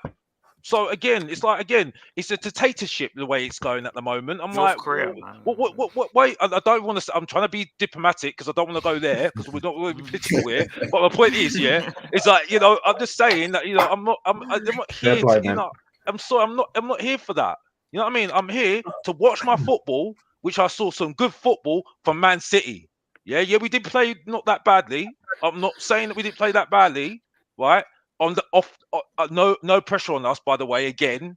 Yeah, so when we got pressure on us, that's when we crumble. But no pressure on us, we play like that. And there's the problem. Yeah, that's all I need to say, and that's it. I'm out of here. Right, big up to everybody in the chat, and big up to you, Dan, and big up to everybody and that's Good it. to see you, mate. Hope everything's all right for you. Take care, man. Alan, if you need to jump off as well, mate. Will do. No worries. Thanks for having me on. When you do, thanks for coming on. No. Make sure you get me on for a full show because you come on my channel enough. And everyone watching, hit the like, subscribe, and for everyone that's got a channel on here, subscribe to every single one of them. We're all Spurs at the end of the day. We're all Tottenham till July when Man City win the title, and that's it. We're out. We're gone. See you later. Alan, first of all, you've got to buy a mustard shirt. Just do one day with a stream with a mustard shirt. I'm gonna have to buy a mustard shirt or release some merchandise with mustard because this is going. What he needs is a mustard onesie. Get a onesie, mustard onesie. Mustard onesie. There you go. You have to do it before it goes. Yeah, I might be like, it's Spurs, mate, on there. See you later, guys. See you later, brother. Bye-bye. See you later, mate. Now, when it's so instant, what Ange done there, yeah? I mean, I pretty much agree with everything everyone said to an extent, because it is a fair, opinionated thing, and I think Alex hit it on the head pretty good as well.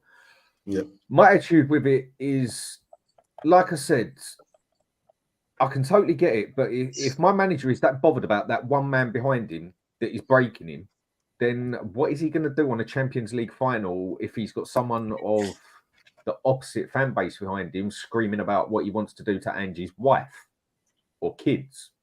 Sounds like a very deep thing I'm saying now, but we all know that goes on without a doubt. That's a fact. Things like that get said and happen anywhere and everywhere and stuff. Well, Hez could lend him his headset. You know, either way. But if he's going to get bothered about things like that, and that's going to distract him from what he's doing, then to me, that doesn't show he's quite a good enough manager. But then maybe this was the incident where he was just pissed off enough anyway and he let it out. Shit happens. I think it's a positive thing. I think it's a positive thing. Coming, can you bring up and the other point I'll bring up to this quickly is him turning on the fans as well with what he'd done and turning on that one. There's another way I can look at this and like, who the fuck does this man think he is? He's only the Spurs manager, and basically, to me, he's just a number. Nothing more, nothing less. Until this manager actually proves he can do something, not leave it to the last minute to give us a bit of hope, but actually proves, if not win anything, but take us to a final or something, like Poch did, then I can start respecting him and everything else. But at the moment, he's had a season, a respectable first season, which has annoyed quite a few people because it could have actually been relatively better if he wouldn't have been such a stubborn bastard, or he might have clocked a few things quicker. Who knows? Because really, out of all those games we lost, we could have got 6 points out of there and still been in the top 4 now. But that's all different thing. He's still got to do a few things to prove he's not just a number. But like I've been saying, there is hope for the man. I just don't like the way he has put it on the fans all of a sudden. And I did not think it was right that fan gets kicked out for just having to go at him for the way he's played or whatever. Now, if he would have been shouting out all things that we know can get shouted out, you could have understood the situation. Yeah. Maybe he did get the fella kicked out. Maybe he didn't. Who knows? We weren't there. Dan, can you bring up this Amit Kumar Sharma's comment, right, on 12:31? Because he says here, right, that Athletic has actually asked the fan about what he said, right, to Postecoglou, and it wasn't anything about throwing away the game and all that. Yeah. Is this right? one? Yeah, this one. Right. So it says here, right, the Athletic, right, the fan had asked Postecoglou, right, why he had not shown the same animation or that means passion earlier in the season rather than just against City. Yes, yes, no. And then the fan was ejected. Whether this is true or not, I'm not sure. Maybe we need to go and check it out. That's the thing, right? isn't it? Yeah. So maybe this is the trigger. You know, it's not about throwing the game. Maybe this is, he feels that he's being attacked personally because that is his behavior on the sidelines. Yes, you know. So maybe that triggered him, for all I know, right? But you're probably He right. has thrown other games though recently, yeah. So this is recently, No, because he was shouting at Basuma at games. I've seen him when I've looked round shouting. But at there was players. a way. Huh? There was a way, right? Yeah. But also, Adrian, it's few and far between that I've seen him be animated throughout the whole season. This has been building then, hasn't it? And I think it's a good thing. I'm glad he's blown his top. I'll tell you why I'm glad he's blown his top. Because there's a subliminal message there to our board, you know, amongst this, and to his staff and all that, and to players there as well. And I think that's a positive because there will be changes. Like when Poch was in 5.5 seasons, 35 players left this club, went through this club. When he was at Celtic and everyone else, a lot of players went through that club, right? I really hope, Brian, you're wrong about Bentancur because I love that player. I really hope you're wrong. I love him. He'd be my bet if all the players are fit. He'd be my first pick in midfield. But I mean, like that's another thing. Put it this way, Adrian, we're seeing Sheffield United if he starts on the bench. He should play the same team. Well, so that's what I'm saying. We'll see. Let's. I need to go, but I just want to wrap up very quickly. What we're talking about is what you got to remember as well. We all saw what happened with this fan, and whether people want to believe Ange got rejected or not is one thing. But then I think there's so many people talking about that, but you've got to wrap up and look what Ange Postecoglou said in the press conference following it. Mm-hmm. Something big has happened within a meeting with whoever it may be at the club within 48 hours. That's what I was going to go Ange Postecoglou, whether he was calling out the fans, he may have been subtly calling the fans out because the fans, me included, I've got the balls to say, I think some of these people that said I wanted my team to win, I'm a supporter of Spurs, I think they just said that because they didn't want to be called you're not, or all the toxicity that came the way of people thinking that. I think Ange Postecoglou is pissed off that this is the fans' mentality, which has been set because of how we have been run. That's the issue. I think Ange lost it because, my God, I've come to a club that have got everything going for them. When you look at the infrastructure, and it is all there. Like Jamie Redknapp said, it is all there, apart from when it comes to the playing side of things. So whatever happened with that fan, he got chucked out by Ange. He didn't get chucked out by Ange. He was right. He was wrong. Forget that part. That's not the big talking point. The big talking point is what Ange Postecoglou said afterwards. Listen, Conte said it. I said as well. All this football club do when the going gets tough is they'll kick out a manager, they rebrand, they reword, they refresh, and we get to this point, and then the manager says the same thing. The fan base have been like this the whole time. People were fucked off with Conte. Conte didn't react. Conte spoke out about the club. Bye-bye, Conte. Jose Mourinho, listen, the circle just keeps repeating itself. I think what you got to do, this game is done and dusted. I'm 45 next month. I've supported Tottenham. I can say from the day I was born and put in a baby grave, but I started supporting and actively watching Spurs in 1987 when we lost to Coventry. That is my first season I can remember distinctly. Every single game since 1987, I have never wanted us to lose. I've never gone into a game wanting us ever. This game I did. So if it makes me a bad fan because of one game in the best part of 45 years, I didn't want to see my team win because it would stop my arch rivals. I'm sick and tired of seeing my arch rivals win shit. I'm sick and tired of... Give you the FA Cup, for example. My final when we won it in 1991, we were the first team to win that FA Cup 8 times. The very first team. Now, if I went back to every Spurs fan, no matter what age they were, and said in 1991, not only will you not have got to a final, not only will you not have won it, but you won't get to a final in 33 years. And that record of you being 8th, the first team to win it 8 times, will be eclipsed by Arsenal, who have now won it 14 times. Every single Spurs fan, and this is before Levy, this is before Sugar, or Sugar was just coming in, not one fan would have accepted it, and not one fan would have thought of it. So I think we need to get away from what we've had in this supporter and focus on what Ange was saying. Take on board what Ange Postecoglou has said as a fan base. Listen, I don't want to be doing what I did on Tuesday. I also want to be aiming for trophies and getting into finals rather than stopping Arsenal win the league. Very much so. Fans on board need to take what Ange said with a pinch of salt to the fan. He got riled, he got pissed off. Was it right? Was it wrong? Yes or no? Look at the bigger picture. And it needs to change. And Ange just called it out again. And then I'm sure we'll be back here at the end of the window going, we're either going to be saying, do you know what? Ange has finally been listened to. The club have finally got him big and done it.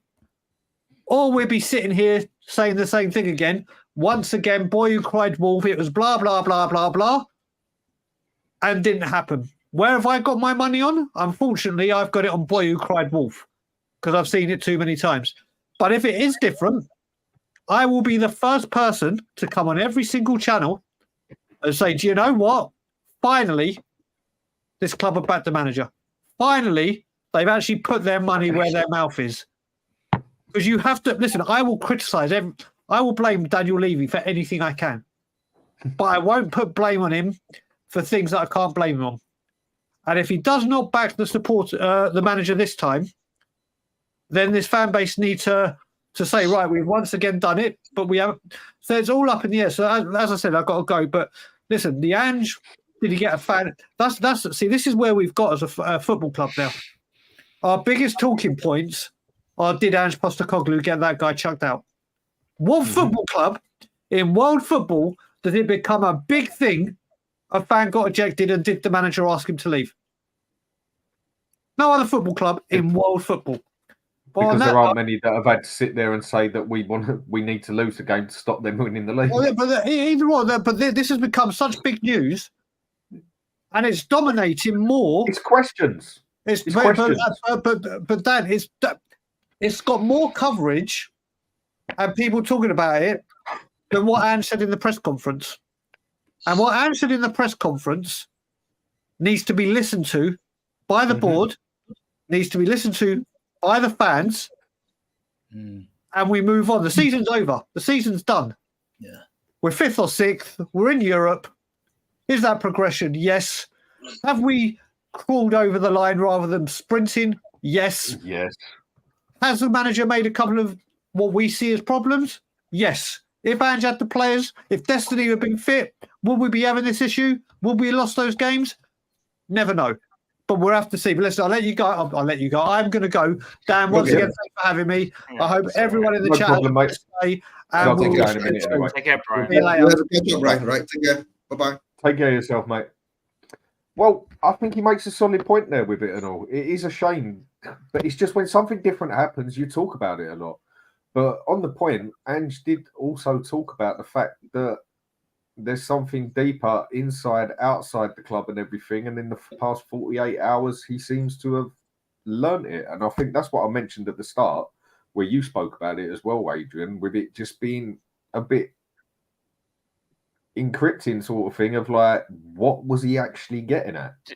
Or was he late, just I don't know if you guys speaking? spoke about it, but did you speak about the Athletic saying that apparently people joking around at Spurs during the week? Mentioned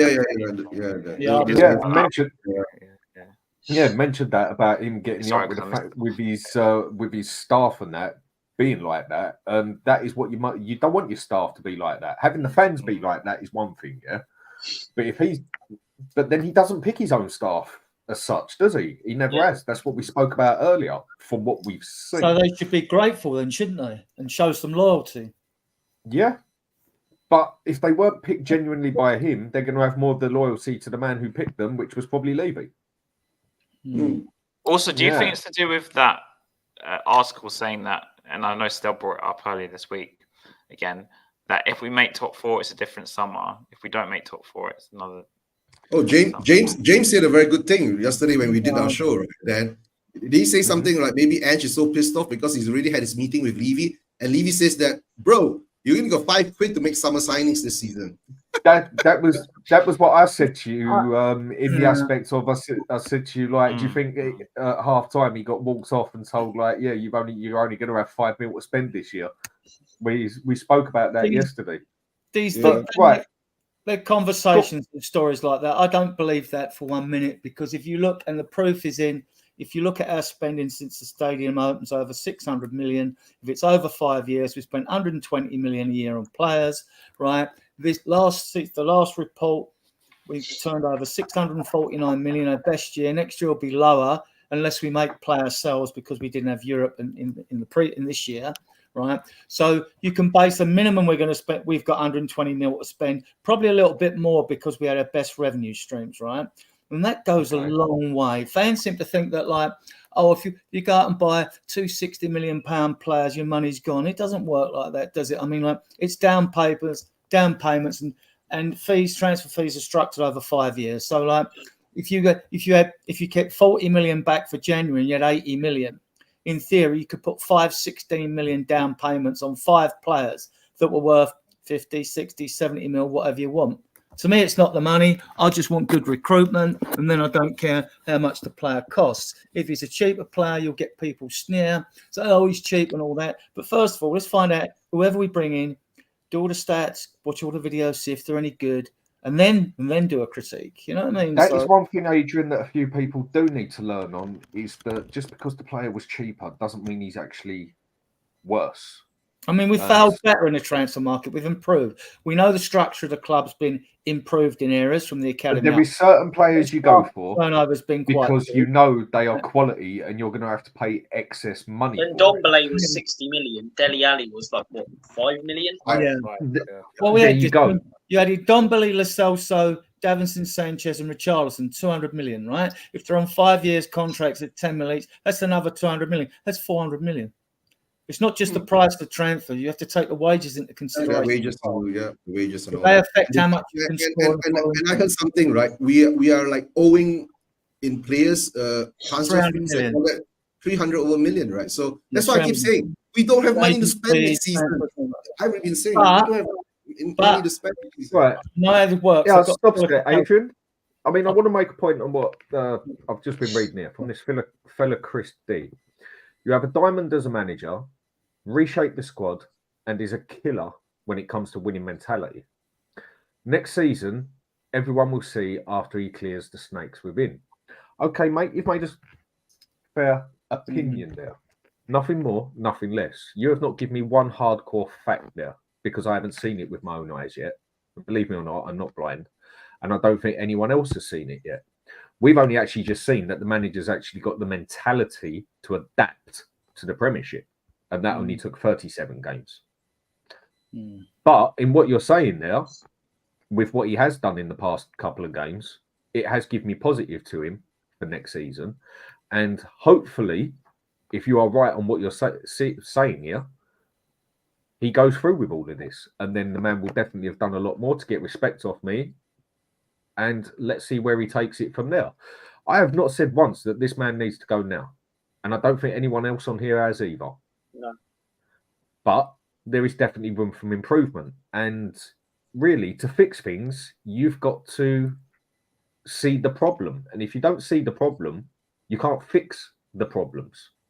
Maybe he's already seen the problems, maybe this, ifs and buts, I don't know. But I think you've got a fair point there. And hopefully, if he does what you say he's going to do, I don't think anybody here will have a problem. My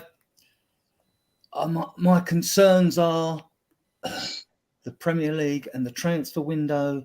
My concerns are after last year's shambles of a pre-season.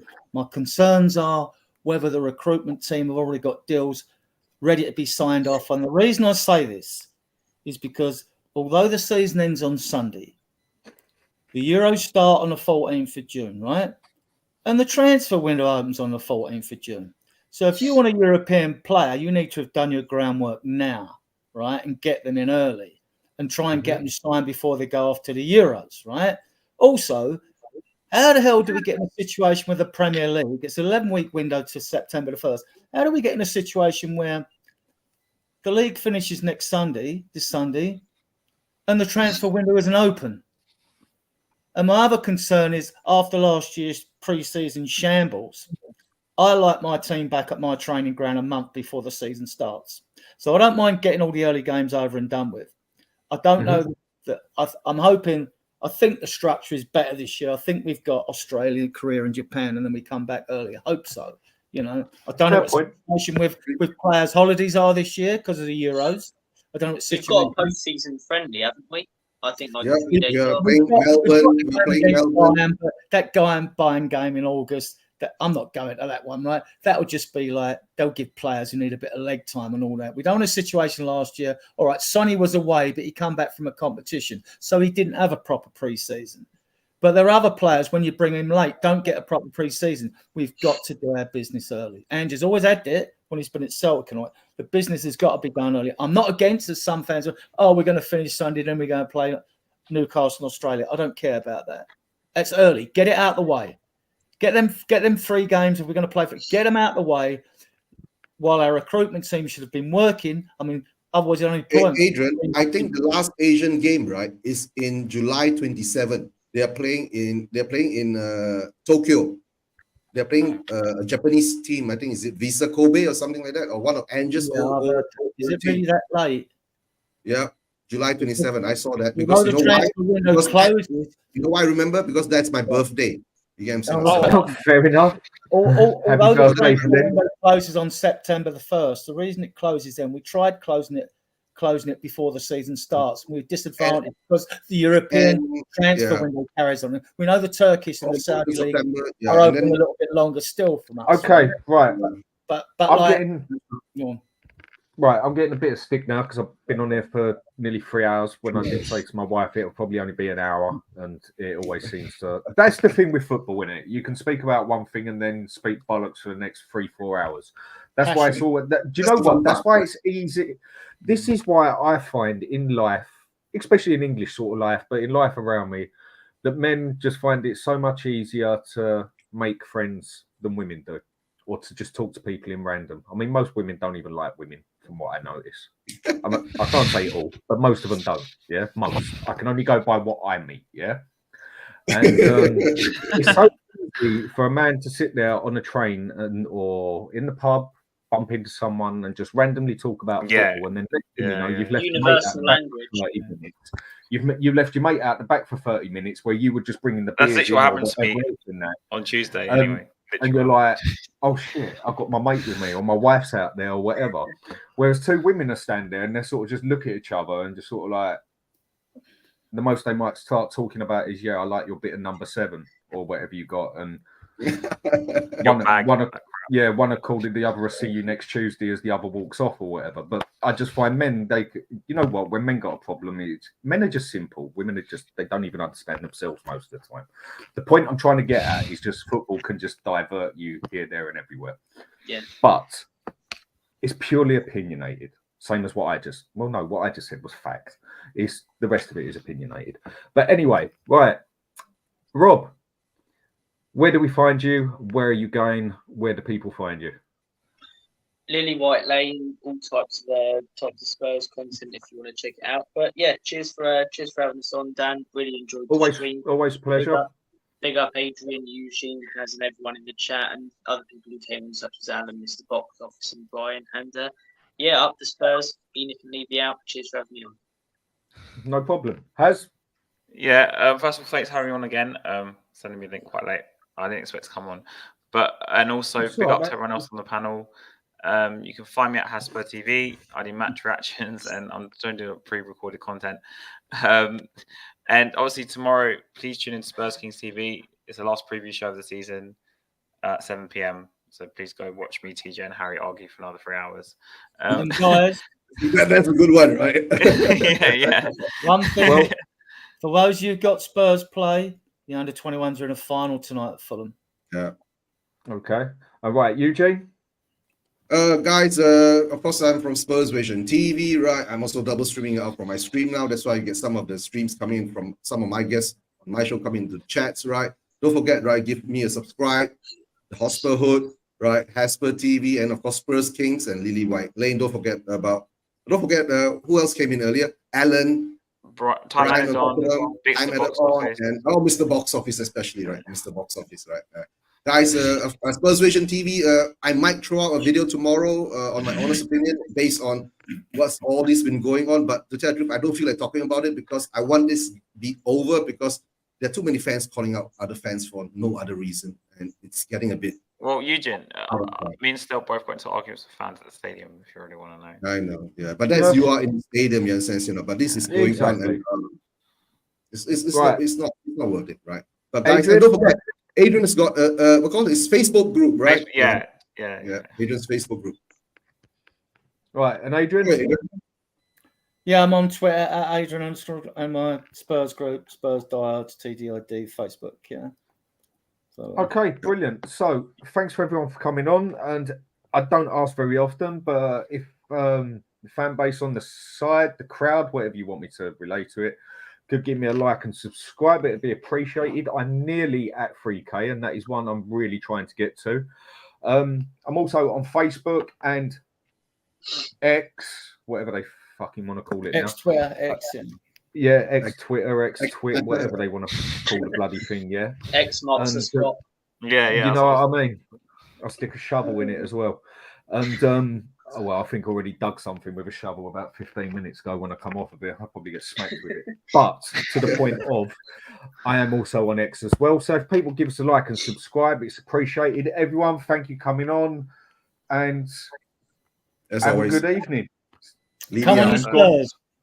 See you later.